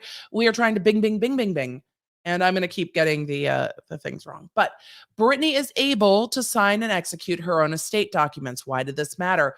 Because there was almost like a poison pill in some of her estate documents that still gave her dad some control. So they are reformatting all of her estate documents. She is going to have control of that process and get to sign them. I am so glad. I am so glad that she is able to do it. And the judge just made it very, very clear. Britney is not under the control of this court. She is able to sign her own documents. Her dad doesn't have control or the right to her estate planning documents. Mr. Unicorn, no, I wouldn't make it on morning radio for a day. But if I was on morning radio, I would absolutely have I would label these. I keep meaning to. So pursuant to the request by counsel, the court continues the matter to the date indicated below. The substitute judgment will be filed, will be heard on January 19th. And this is really just wrapping up the practical stuff, the financial stuff, the estate documents. This is the tactical, practical court part that needs to be done. So the court has extended Zabel's authority until January 19th. They are going to take quite a lot of time to rework all of her estate documents, to move the things that were owned by various companies, to move them all so they're under Britney's name. And she is just going to be able to lock everyone out. Okay, look, morning radio is a dream. I love radio. Here's the problem. Waking up early is death. I think radio is great. I'm going to be on Radio London this week, and I'm very excited about that. I've done that a few times. I've been on Mix 104.1 with Carson and Kennedy. I've had lots of fun. I'm way too long-winded for radio. Podcasting is perfect for me. I talk too much for radio. Me trying to wrap my brain around explaining things in very short snippets is exhausting. Let's go over these other 2-minute orders and then get to questions. That was the one I was most excited about because it's like, Britney can sign her own shit. Fuck off. I love it. Just love it. All right. Motion to seal filed November 12th by John Zabel. The court recites the oral tentative on the record. Argument is heard. Court adapts the tentative. The motion to seal is granted. That means that the new documents filed by Zabel will be sealed. Dad Spears will not have access to them. No one will. I think that is right and proper. I'm not mad by this. Motion to seal filed by Jody Montgomery. This is for any continuing plan or continuing care plan, and that will be also done under seal. And I don't have a problem with that either. This is mostly keeping her dad out of her business. Let's look at what dad had to say after everyone objected to his tentative. I'm getting distracted by questions because I'm looking at the chat. We're going to get to questions in a minute, but do I ever plan to go back to practicing law? Not in court. It's exhausting. And I love doing this. I still do consulting. I still do consulting, but no, I've done that. We're good. Other lawyers often give me a headache. Nope. Living my best life doing this. And I feel like the very valid purpose of making sure we all understand the legal stuff helps us create a better system. Like here's the thing with the US. We all just went, here's the thing about our system. We elect our legislators. We elect the people that write the laws. Understanding how our law plays out practically in court. Like, it's one thing to read a law, and then it's another thing to look at it and be like, oh, this law says this, and that's what happened in court. It's very visceral. And if the response to this is what the law says and this is what happened in court, and I hate that, then at least you know what direction to move in with the people that you're electing, particularly locally and at the state level that govern our lives. And I think that understanding is very helpful. I had no idea that Arkansas had wild exceptions to their mandatory reporting laws. I don't live in Arkansas. I had no idea. I wonder if everyone that lives in Arkansas knew. I'm going to guess not. But that gives people somewhere to be like, I live in Arkansas. Those exceptions are unacceptable to me. I want to vote for people who also find them unacceptable, and at least now I know to ask so I can understand the law, evaluate how this operates in my life and my community, and if I think it's right or not, and then make change. And that really feels like such important work, and it feels like we can do that through understanding pop culture, but it plays out in so many other ways, and I love doing it. So, though I think that being a prosecutor and keeping communities safe is also truly, truly valuable work, there are so many that want to do that work. There are not as many that want to do this work. Twitter, because Twitter. And I feel that I am able to distill things the way I distill them in my brain and help all of us understand them together instead of being like, well, they're lesser included crimes. Of course, you can't be sentenced on them. Next. You know, I like making sure that we can understand. So that I love it and I love it. So I get to live my best life without running a telemarketing scheme in Utah. Also, I'm just less stressed all the time, and that is important to me. Yeeted Spears' response to Jody Montgomery and John Zabel's joint objections to Yeeted Spears' proposed order granting petition for termination. 2, response to Britney Spears' objections to James P. Spears' proposed order following the November 12th, 2021 hearing. And 3, objections to Britney Spears' proposed order. So now he's mad at her order too. It's okay. Preliminary statement. This isn't even the facts section. This is let me make a statement. Me. This is my preliminary statement to the court. Let's see how much fuckery is afoot in this statement. I have not read this. This is a first reacts because it's been a really busy week. Yeeted Spears. Yeeted. Prepared and submitted a straightforward. Oh, fuck. That's not accurate. I disagree. I disagree with that proposition, but okay. Submitted a straightforward proposed order pursuant to the court's November 12th, 2021 ruling granting his unopposed position for termination of the conservatorship. Inexplicably,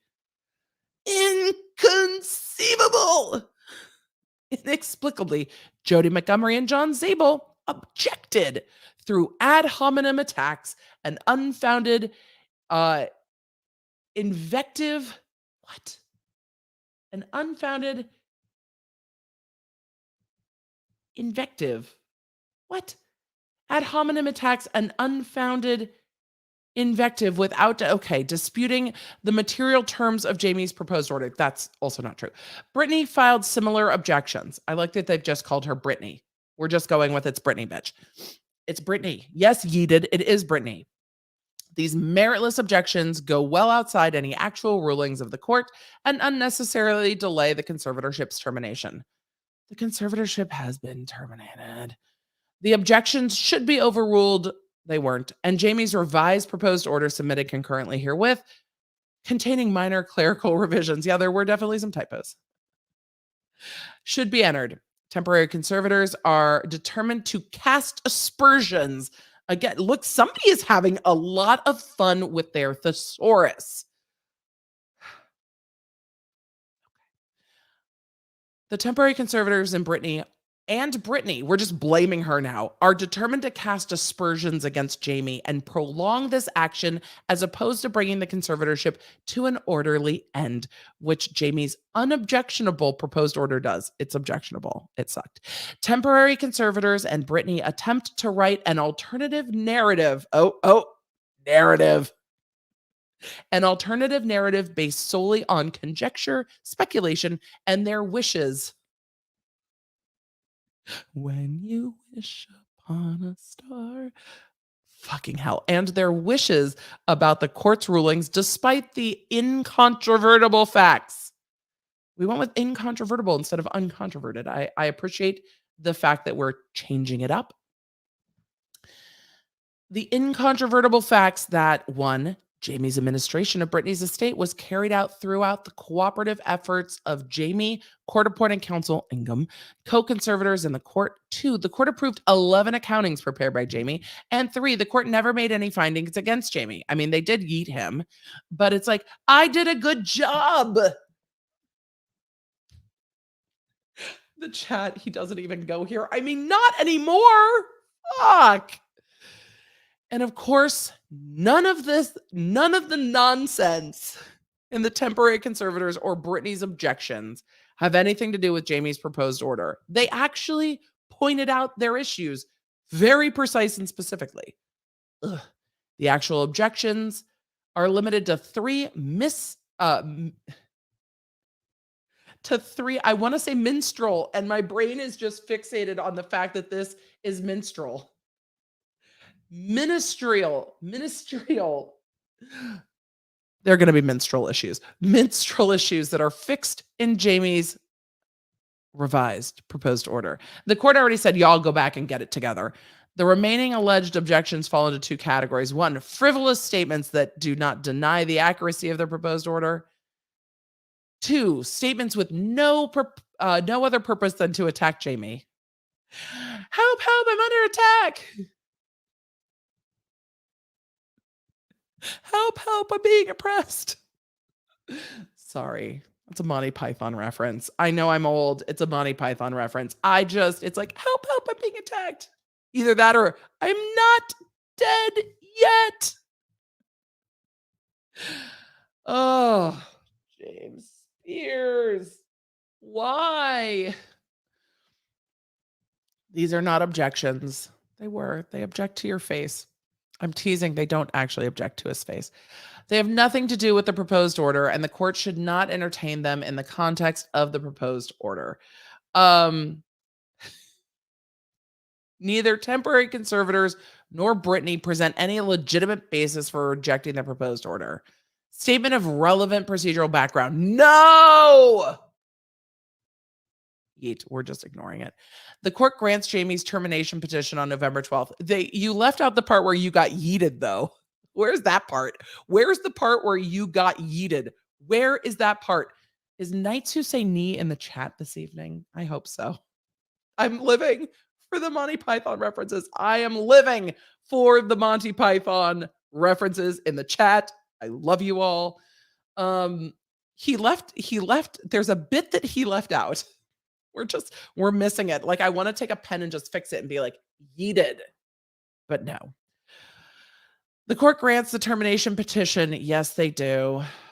The court denied Conservatives' verified petition for suspension and removal upon finding that insufficient evidence was provided to grant the petition. That's not exactly how that went.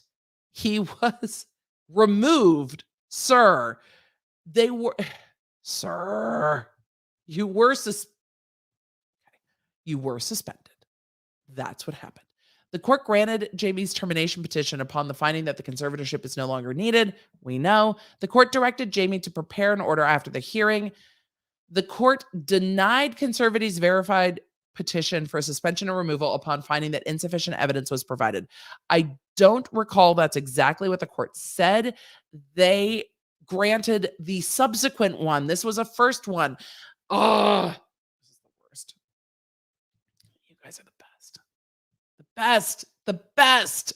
Thank you, Sarah Ann. The chat is on fire tonight. I'm living. The court also denied Conservatives' petition for appointment of a successor conservator, but they granted the other one because they brought in Zabel. Okay, fine. Jamie serves and files proposed order. Jamie filed a proposed order and fine. On November 8th, temporary conservators, right, they were appointed because here they are. Temporary conservators filed and served objections.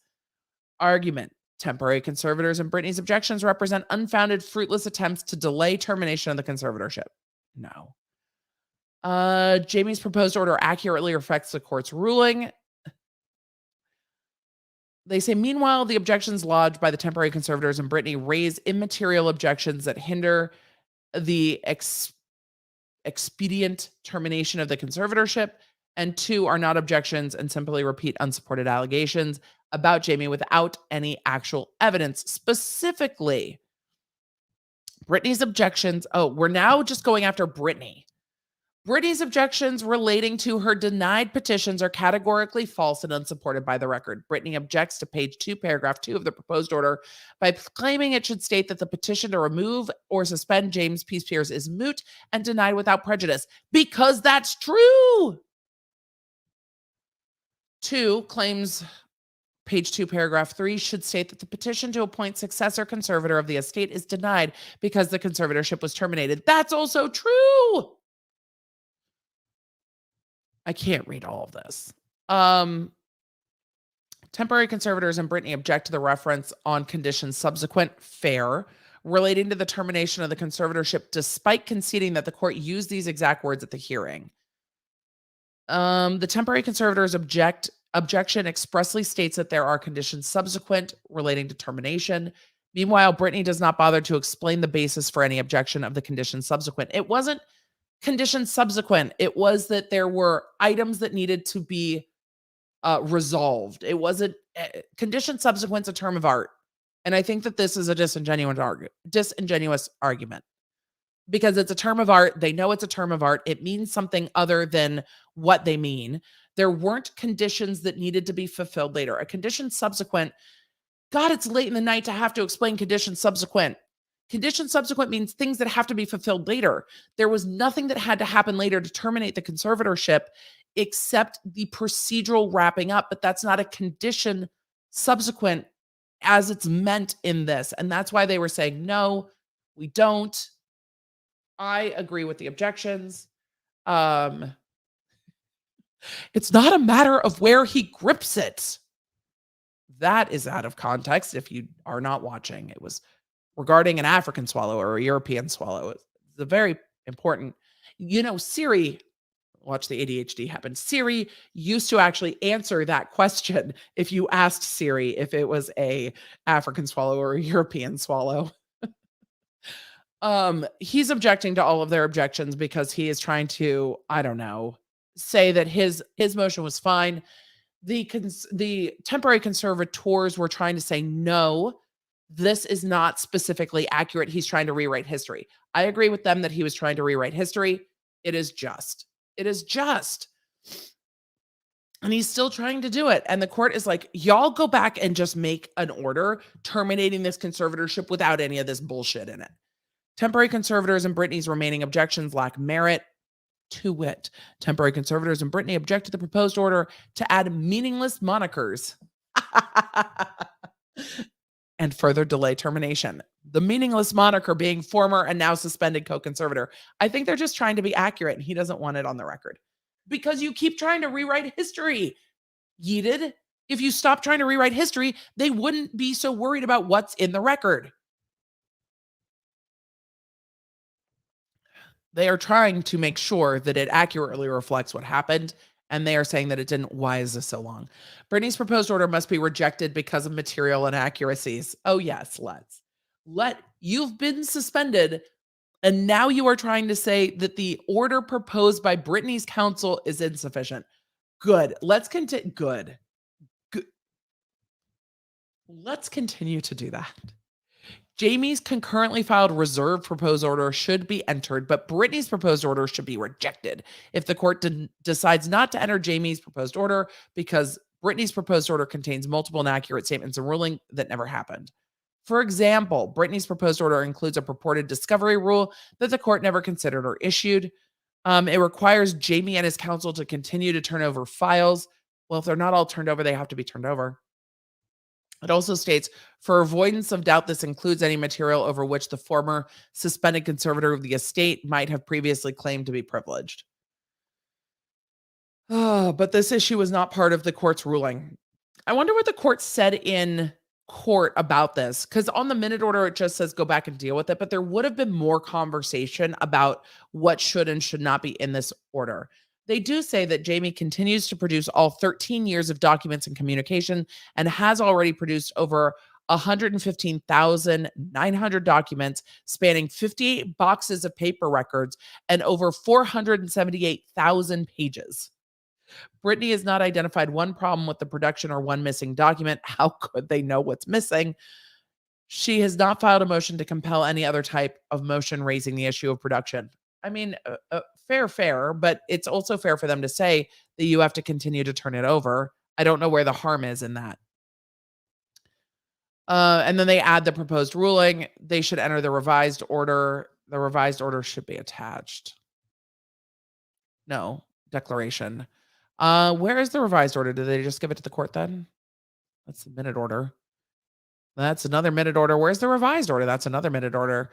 This is the transcript of November 12th. We've already been through the transcript of November 12th, and that's the rest of this is going to be that transcript. Okay, y'all, I'm going to blow my nose for a second. So we're going to let you look at this. I'll be right back. You won't be able to hear me because my nose is just like, hey, we need to do that.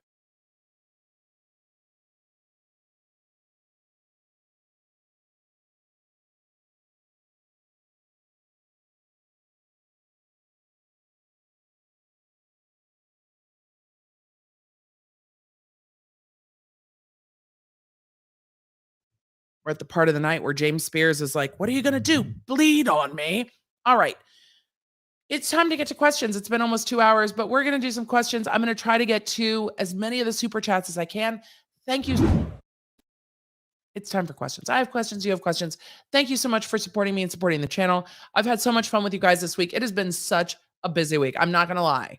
Like, we're definitely tired. The light very much helps. I do not look this good with this light turned off. I am very, very tired. I'm also like, I need to rewatch Monty Python because I need to assess at what age my oldest can watch it. He has a very snarky sense of humor, and I think Holy Grail might be something that he very much enjoys. But I'm also mindful. I'm like, okay, where is the right place? But I also want to finish streaming and go watch a little Ted Lasso with my hubby. Because if we're going to not sleep tonight anyway, because we're probably not going to sleep tonight anyway with warnings. They haven't escalated though. So that's, for now, that's nice. I mean, I will keep checking in with my favorite weather sites. I'm a weather nerd. We have a small weather station at the back of our house. I'm a nerd. So, Nashville severe weather, you're the real MVPs of my evening. I'm sure. No, that's not true. The Leonards first and Nashville severe weather second. They have the greatest, sassiest Twitter account, and I love them. And then when shit gets really off the rails, they go live. Hey, George.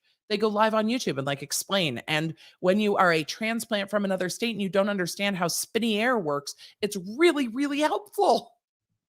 So I appreciate that. So let's just think good thoughts, and we're not sitting in my yard going, cow, another cow. We don't want that for the evening. I was about to do something and I totally forgot what it was. Oh, super chats. Super chats and questions. It's like, Emily, where were you? I don't know. Shelby said he is in full-on toddler tantrum mode and it's exhausting and not at all cute. Facts. He's just, and the court, I can understand the court's ruling of bring me an order. Meet and confer, bring a proposed order, get it together and do it. Catnip tip, give those kitties kisses. I will give them kitty kisses, Ashley. We will boop the floofs. They're having an evening hanging out with mom, and we love that. I'm going to try to pull up a few more, and then I will go to the back catalog and do that. Ginger Graves, thank you so much. That's very sweet. Emily, you are an excellent teacher. Your analogies have helped me understand the law, and that is something I never thought would happen. I raise a glass to you and send pets to the Pawnerds. Thank you so much. That is very sweet. I really do enjoy what I'm doing. I like it. It is my favorite. And people are like, am I bothering you asking questions? Never. I like answering questions. Ask me questions. No one expects the Spanish Inquisition. Buy a drink on me, Emily. I will. Absolutely. Have you ever been a teacher, professor, or would you ever consider it? I've learned a lot from you. Thank you. I had absolutely considered teaching. I was a TA in law school. So formally, no, I have never been a teacher. Did I work in a TA capacity at law school? Yes. Did I mentor other lawyers when they were coming through the office and younger lawyers? Yes. but not in a like official capacity. Is it something I would consider? Yes. I've lectured at numerous universities as a guest lecturer, but I have not held a formal teaching position. Would I consider doing that? Yes, but they would have to accept me, cursey words and all. Only a tornado watch here in Middle Tennessee, but be safe. I will be safe. I expect that at some point we will get a warning. This Nashville severe weather has led me to believe that at some point we might get a warning.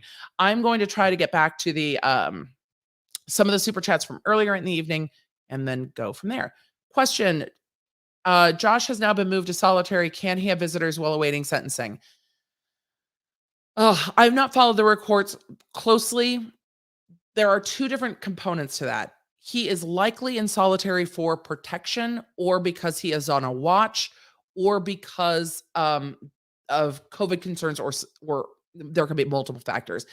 If he is on solitary for a procedural reason, a watch, his own safety, things like that, then he generally can still have visitors. If he is in there because he is in solitary for other reasons he is a safety concern to others, which seems hard for me to believe, he's just been taken in, then no, he could not. So it really depends on the circumstances surrounding it.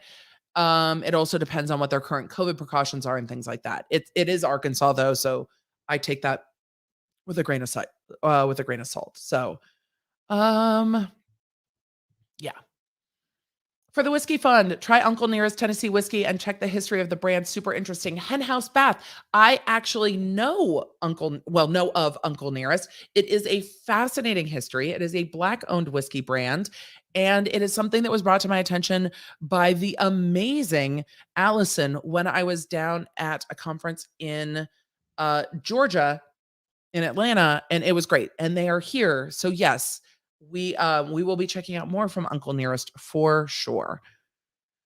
Can the judge consider the fact that Smollett lies affect how people view hate crimes in the future and send him to jail? What does the judge consider for probation versus jail time? There's a lot of considerations, but the larger impact of harm to the community can be considered. It shouldn't weigh as heavily if it's not going to cause direct harm to the community, if that makes sense. So the judge is going to weigh, will custody time prevent this from happening again, or is probation enough? What harm was really done? What harm could be done? What's the likely recidivism? Has he shown remorse? Which I think will be one of the biggest sentencing considerations when it comes to Smollett. Has he shown remorse? No. He says, I am innocent. This happened to me. And I'm going to maintain my innocence. So that, I think, will come into a factor and will definitely factor in. So those are the types of thing a judge considers, and they balance those. Is this someone who's committed lots and lots of crimes? Is this someone who's never committed a crime? Things like that. So I think we will see more from the probationary side than maybe from the custody side. So my professors curse all the time, but I went to ASU. I think it's fine, especially when you get to like law school level classes. Question: if we want to read all of the documents you've gone over, where does the public look? I do not always post all the documents I've gone over. I do not always post all the documents I've gone over. So they're in my videos. You can read along with them in my videos. They are all in my videos, but no, I don't have like a Dropbox where they're all accessible. I do not. It seems like a lot to maintain, and I would forget things and then upload things, and I feel very like, But Pacer is where the federal ones come from. State court is where the other ones come from. So they are all public records that are accessed that way for every video on my channel. So somebody was saying with high profile inmates, a 72-hour watch is typical. It is. And then keeping someone, isolating them before you put them in is also typical. Like the procedures, sometimes the procedures are just the procedures without any deeper meaning to that. What are we doing? What are we doing back here? Oh, we're just all over the place. All right, great.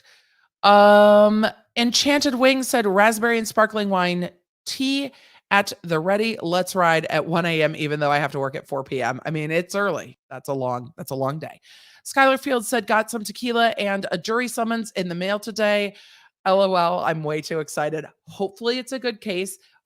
Maybe you get to do a copyright dispute. Shake, shake, shake, shake, shake.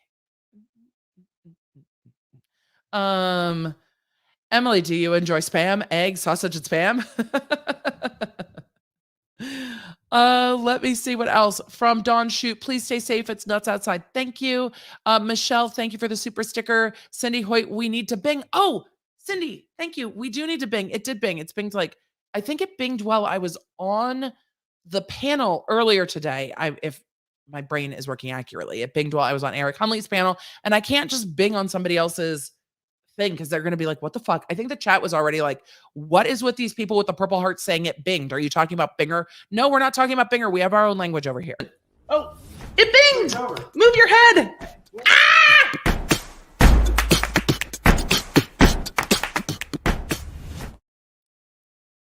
We have our own language. It has nothing to do with binger. It's the bing, the bing, the bing. It's the chenandolar bing of the thing. Blair said, excuse the dumb question, but what is bing mean? Love you, new member. No worries. This, when it clicks over every 1,000 subscribers right now. And when it does that, it bings and it actually makes a noise. It like goes doo-doo-doo when it flips over. So when we flip over, it bings. And then we go, it bings. Yay. So Kelly Egan said, is the Taylor Swift case considered an intellectual property case? Yes, because it's copyright. So yes, copyright falls into the realm of intellectual property. Belly said, thanks. Now I'm going to have that song stuck in my head. You are so welcome. Even if you meant it sarcastically, then I also mean it sarcastically. If you meant it sincerely, I also mean it sincerely.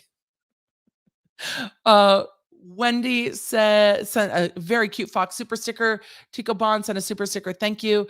Holly Michelle said, lyrics in the 3LW is ballers are going to ball and shot callers are going to call. Yet I don't recall Little Troy, rapper who made wanna be a baller, suing 3L. Oh, that's fair. He didn't say, I want to be a little bit taller. You make an excellent point, Holly, but just because one person, like if somebody says something defamatory and you don't sue them, and then they say something defamatory again and you sue them, it can't be like, well, you didn't say anything defamatory. You didn't sue me then, but you can sue me now. So Jessica, I think we answered the question about can Smollett be charged with perjury? He can, but it's unlikely. But he can. I just don't know if they will. I mean, they could, but I don't know if they will. I saw another question about the Duggars and CPS. I've gotten a lot of questions about that. Based on the trial, no.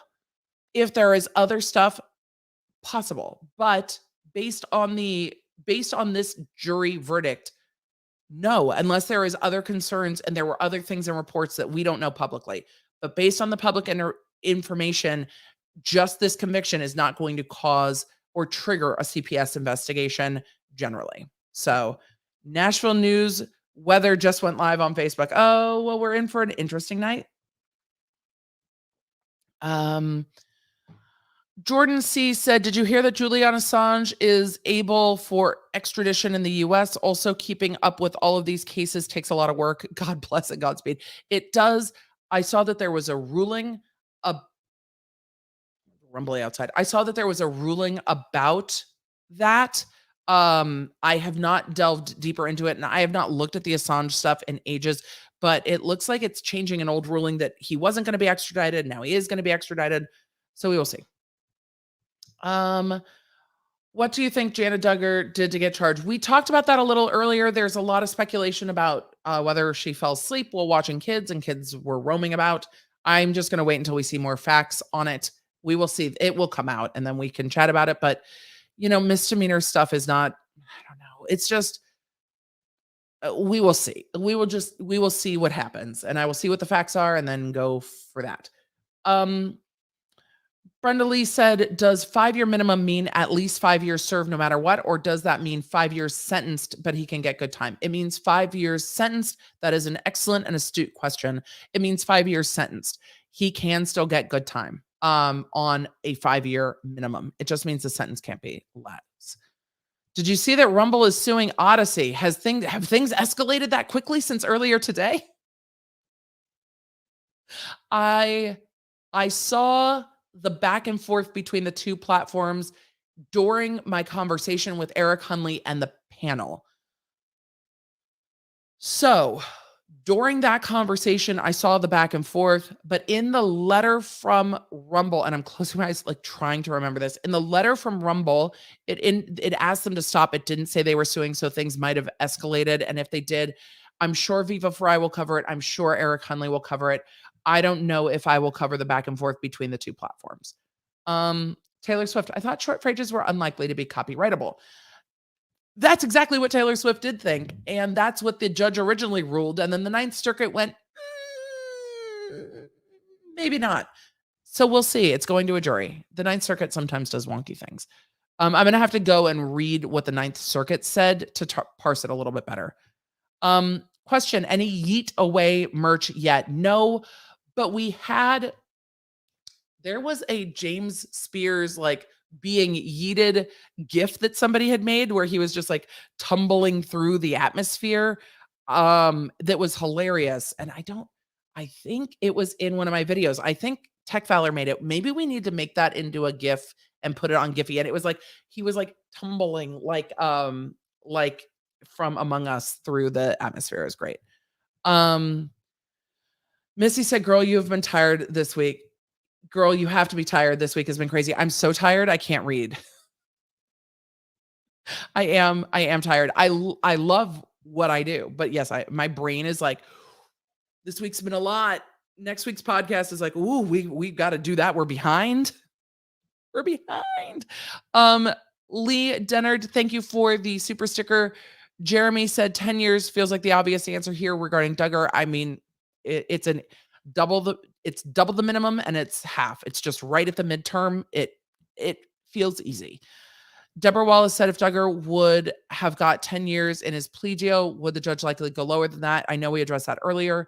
Annie Board said if you have questions about why the charges in prior bad acts, I recommend watching the playlist. It helped clear literally everything up for me. Yes, I have a whole Duggar playlist where I've gone through all of the court documents in this.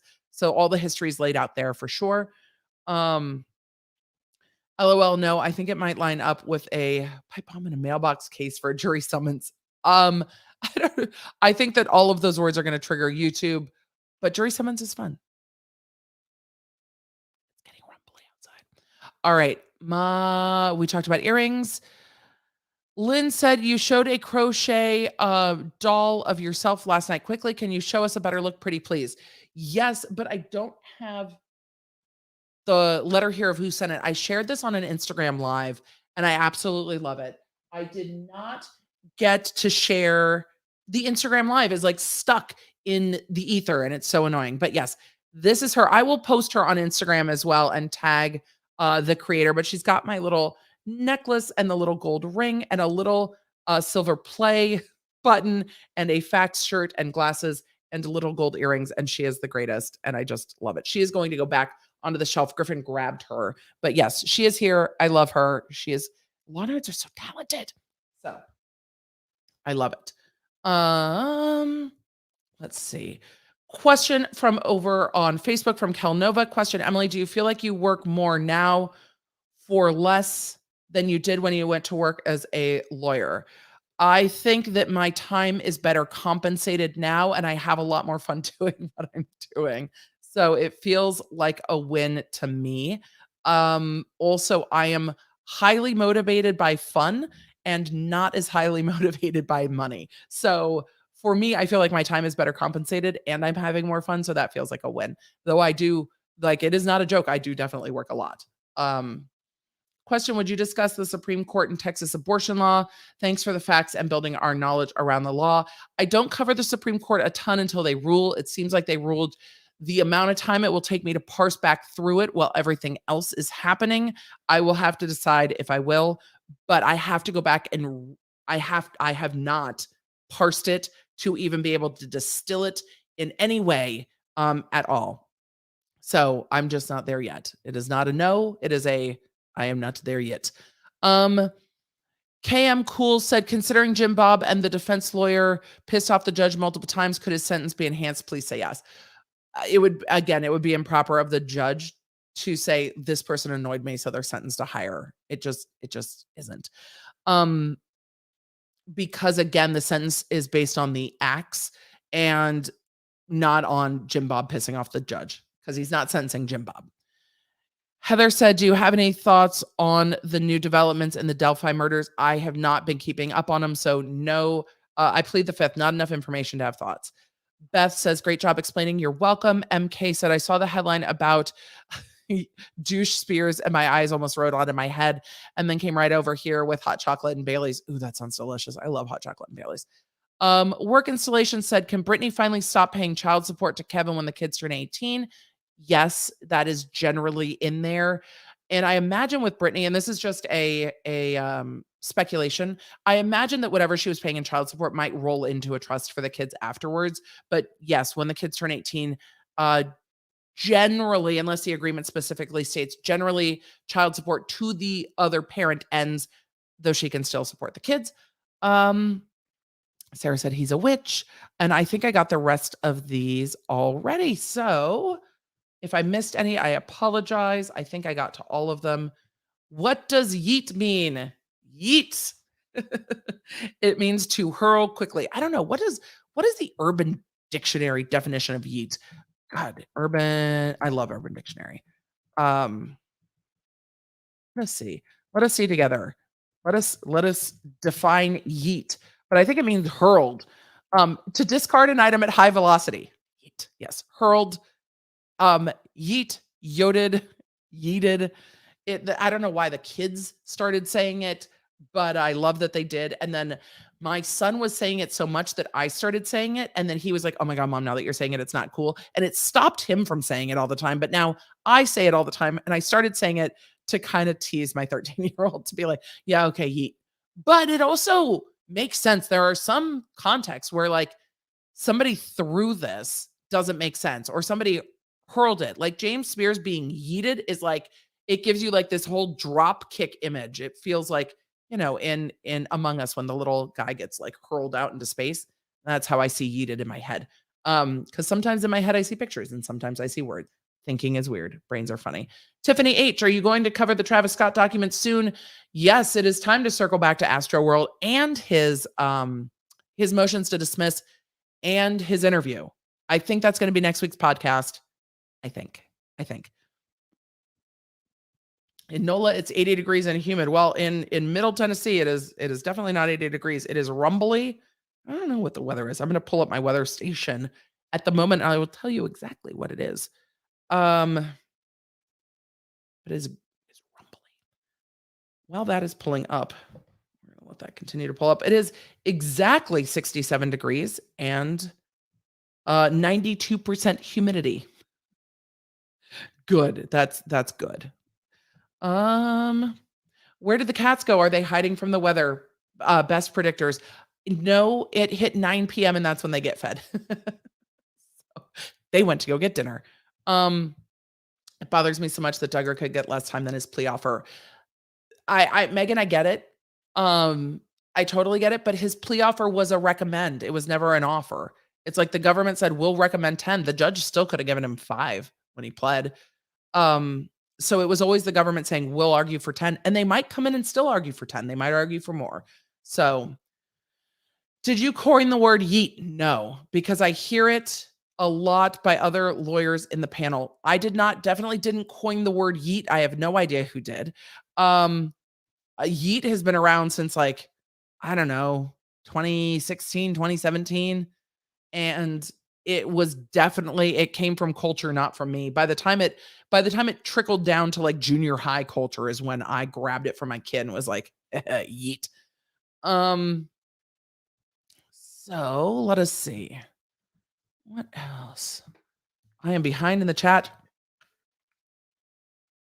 Lori Stark, you are welcome for trying to keep entertained and well informed. I would love to hear your thoughts on the upcoming Duggar lawsuit. If there is an upcoming Duggar lawsuit, I will take a look at it and decide to cover it for sure. Cheers to 40 and counting. Cheers. Because you are you. Well, thank you, Cindy. I appreciate that. I am definitely me. I love the purple hair and cute glasses. The creator was so spot on and very talented, to say the least. Very talented. I've got others that I shared on Instagram. If I can't reshare that live, I'm going to try to share them in photos on my Instagram at the Emily D. Baker, because it's so much, and I absolutely want to honor that work. But we did a whole unboxing of mail, and then it just got sucked into the atmosphere. Question: my cats love to watch you move your arms, and when you're excited about a topic, I think they saw Fred and George too. Love from my paw nerds to you. Thank you. I know I've seen pictures of me on the TV with cats trying to attack the earrings for sure, but I absolutely do like this. We do a lot of that. I'm going to try to do a few more, and then I am going to welcome, and then I'm going to say good night, farewell, and I'm going to try to get a little sleep before I get woken up again by weather. Can we have a compilation video of the very best of Emily's ADHD moments? I don't know. I'd probably forget. It's always worth it. So, Kat said, question, will you read my super chat? I think I got to all of them. So I tried to get to all of them. I think I got to all of them. If I missed one, Kat, I apologize, but I absolutely tried to get to all of them. So, question, what do you use to maintain your purple hair? I should do a whole Insta story share.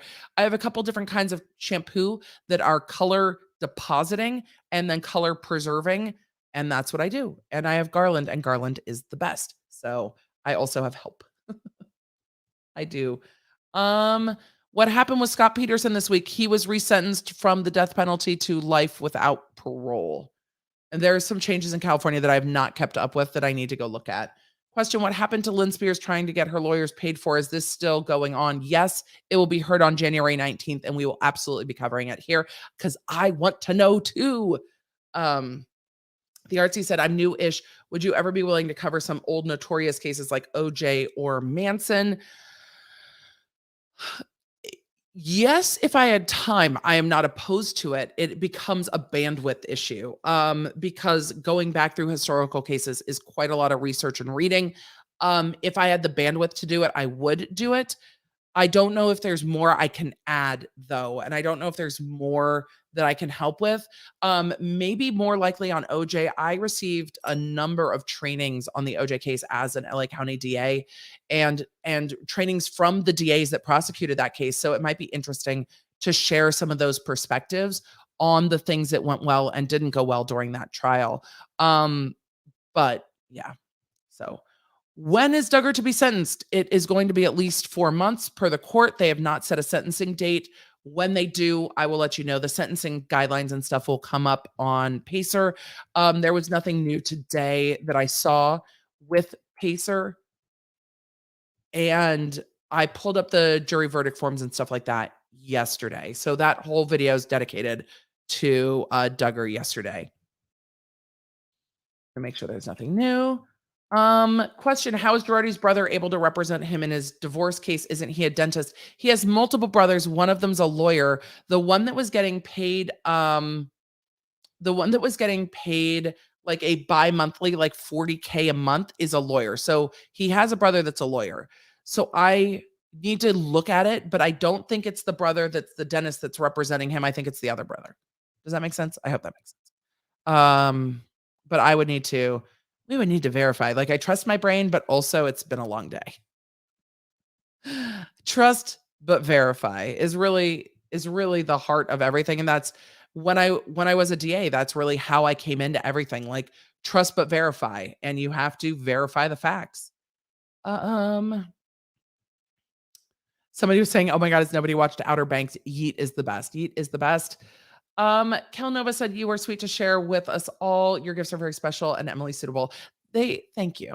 They are. Question, what happened to Jana? Oh, all the way at the beginning of the stream. She got charged in a misdemeanor case.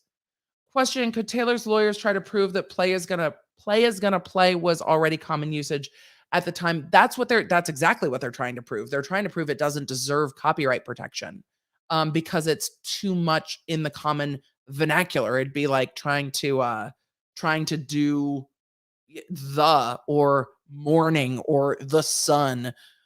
So yes, that's what they're going to try to prove. That's already been their arguments and it worked. And then the Ninth Circuit went no, which is why I need to go over the Ninth Circuit case.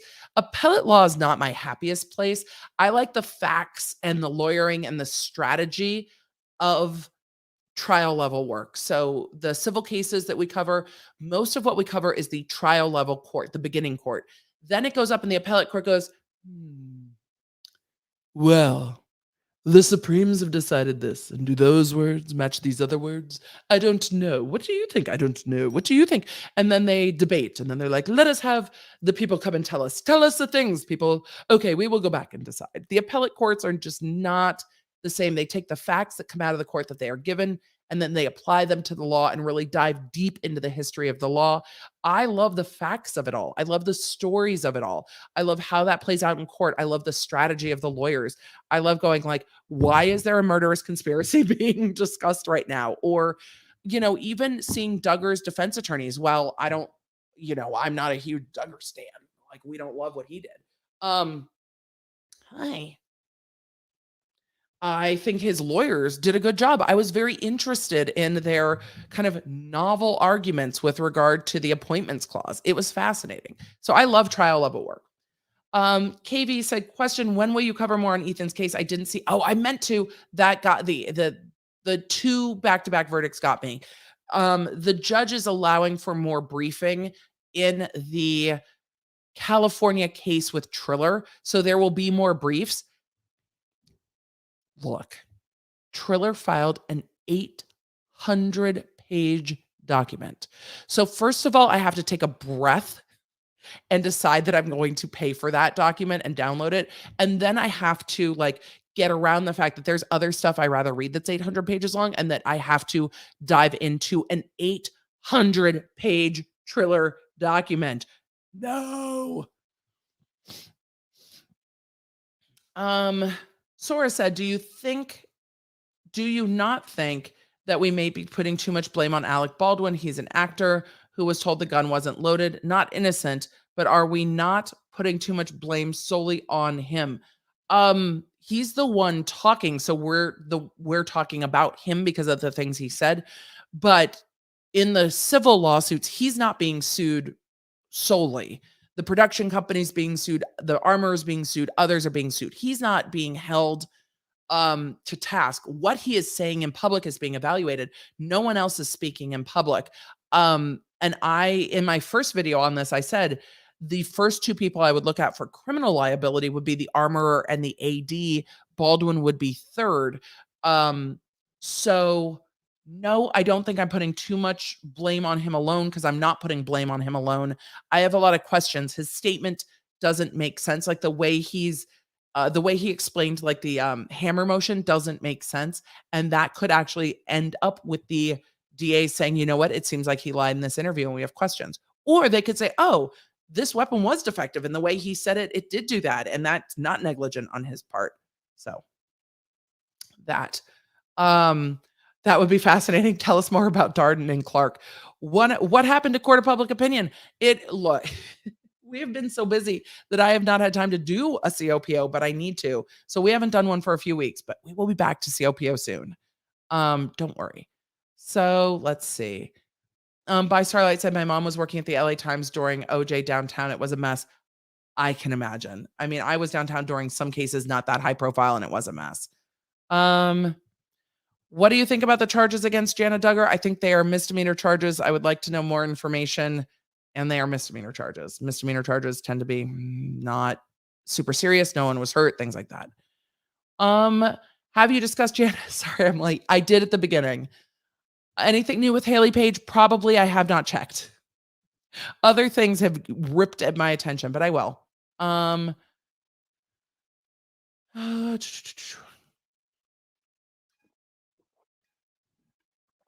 Let's see. The Taylor thing reminds me a lot of when Paris wanted to claim that's hot. That's fair things. That's fair things. Do you feel like we are living in post-apocalyptic times? Particularly when the sky's all growly. But I love a growly sky. It's fun. So first time in the live chat, 5:26 in the Middle East. Well, good morning. Thank you for the wonderful stream. Are you a fan of malt I have no idea what that is, and I am allergic to malt. So I'm going to go with no. But I know I have a few allergies that are a thing, and they are very annoying. That's all of the cats. All right, we're gonna do one more, two more, and then I have got to wrap it. Oh, me, It'll be a short stream. Also, me. Ask me all the questions. How did ADHD affect your career? That is an entire podcast episode, I think.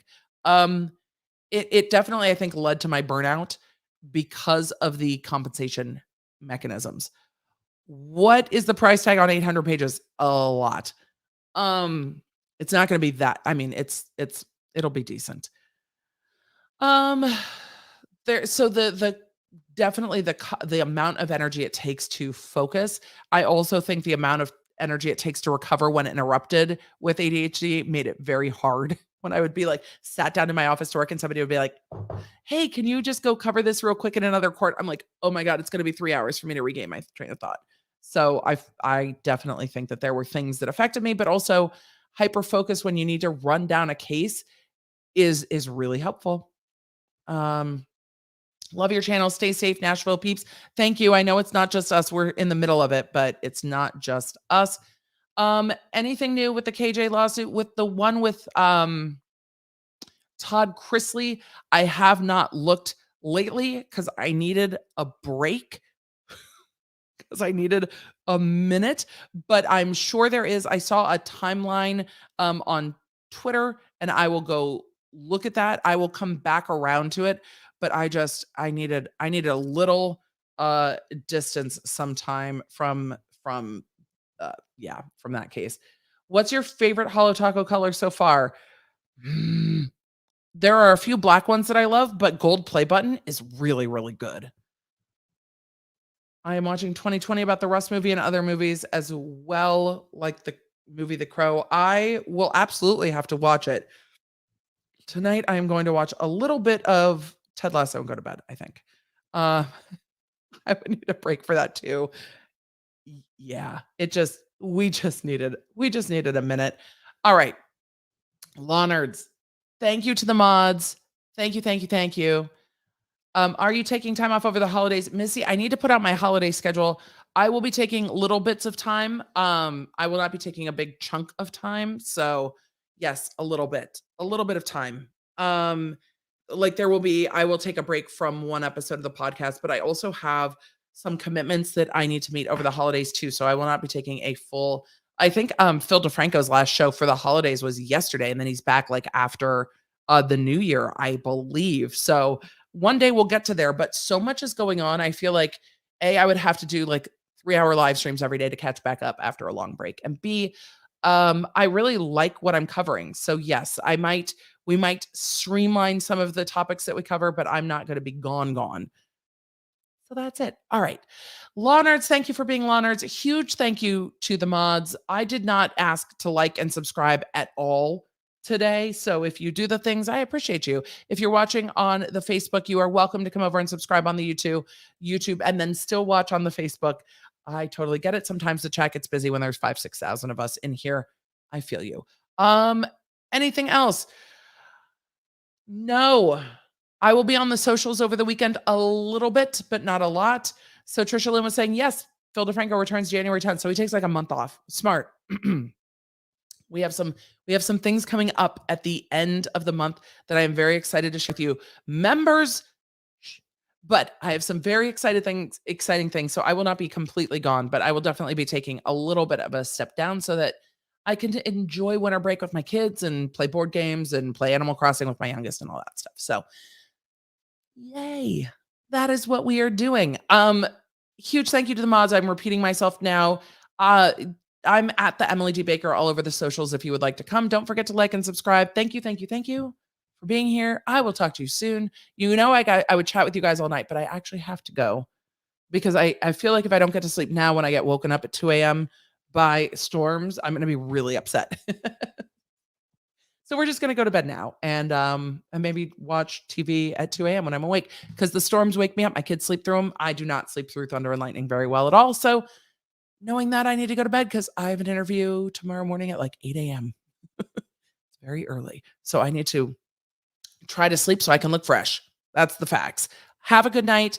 Thank you for being here. Take care of yourselves. Stay safe. And yeah, I'll see you on the socials, and I'll see you back on Tuesday for coffee and cursey words. Connect with me everywhere. I'm at the Emily D. Baker. If you guys want to join the text, just text Emily.com. If you want to join the channel, lawnerdsunite.com. Happy to have you. Support what we do here on the YouTube.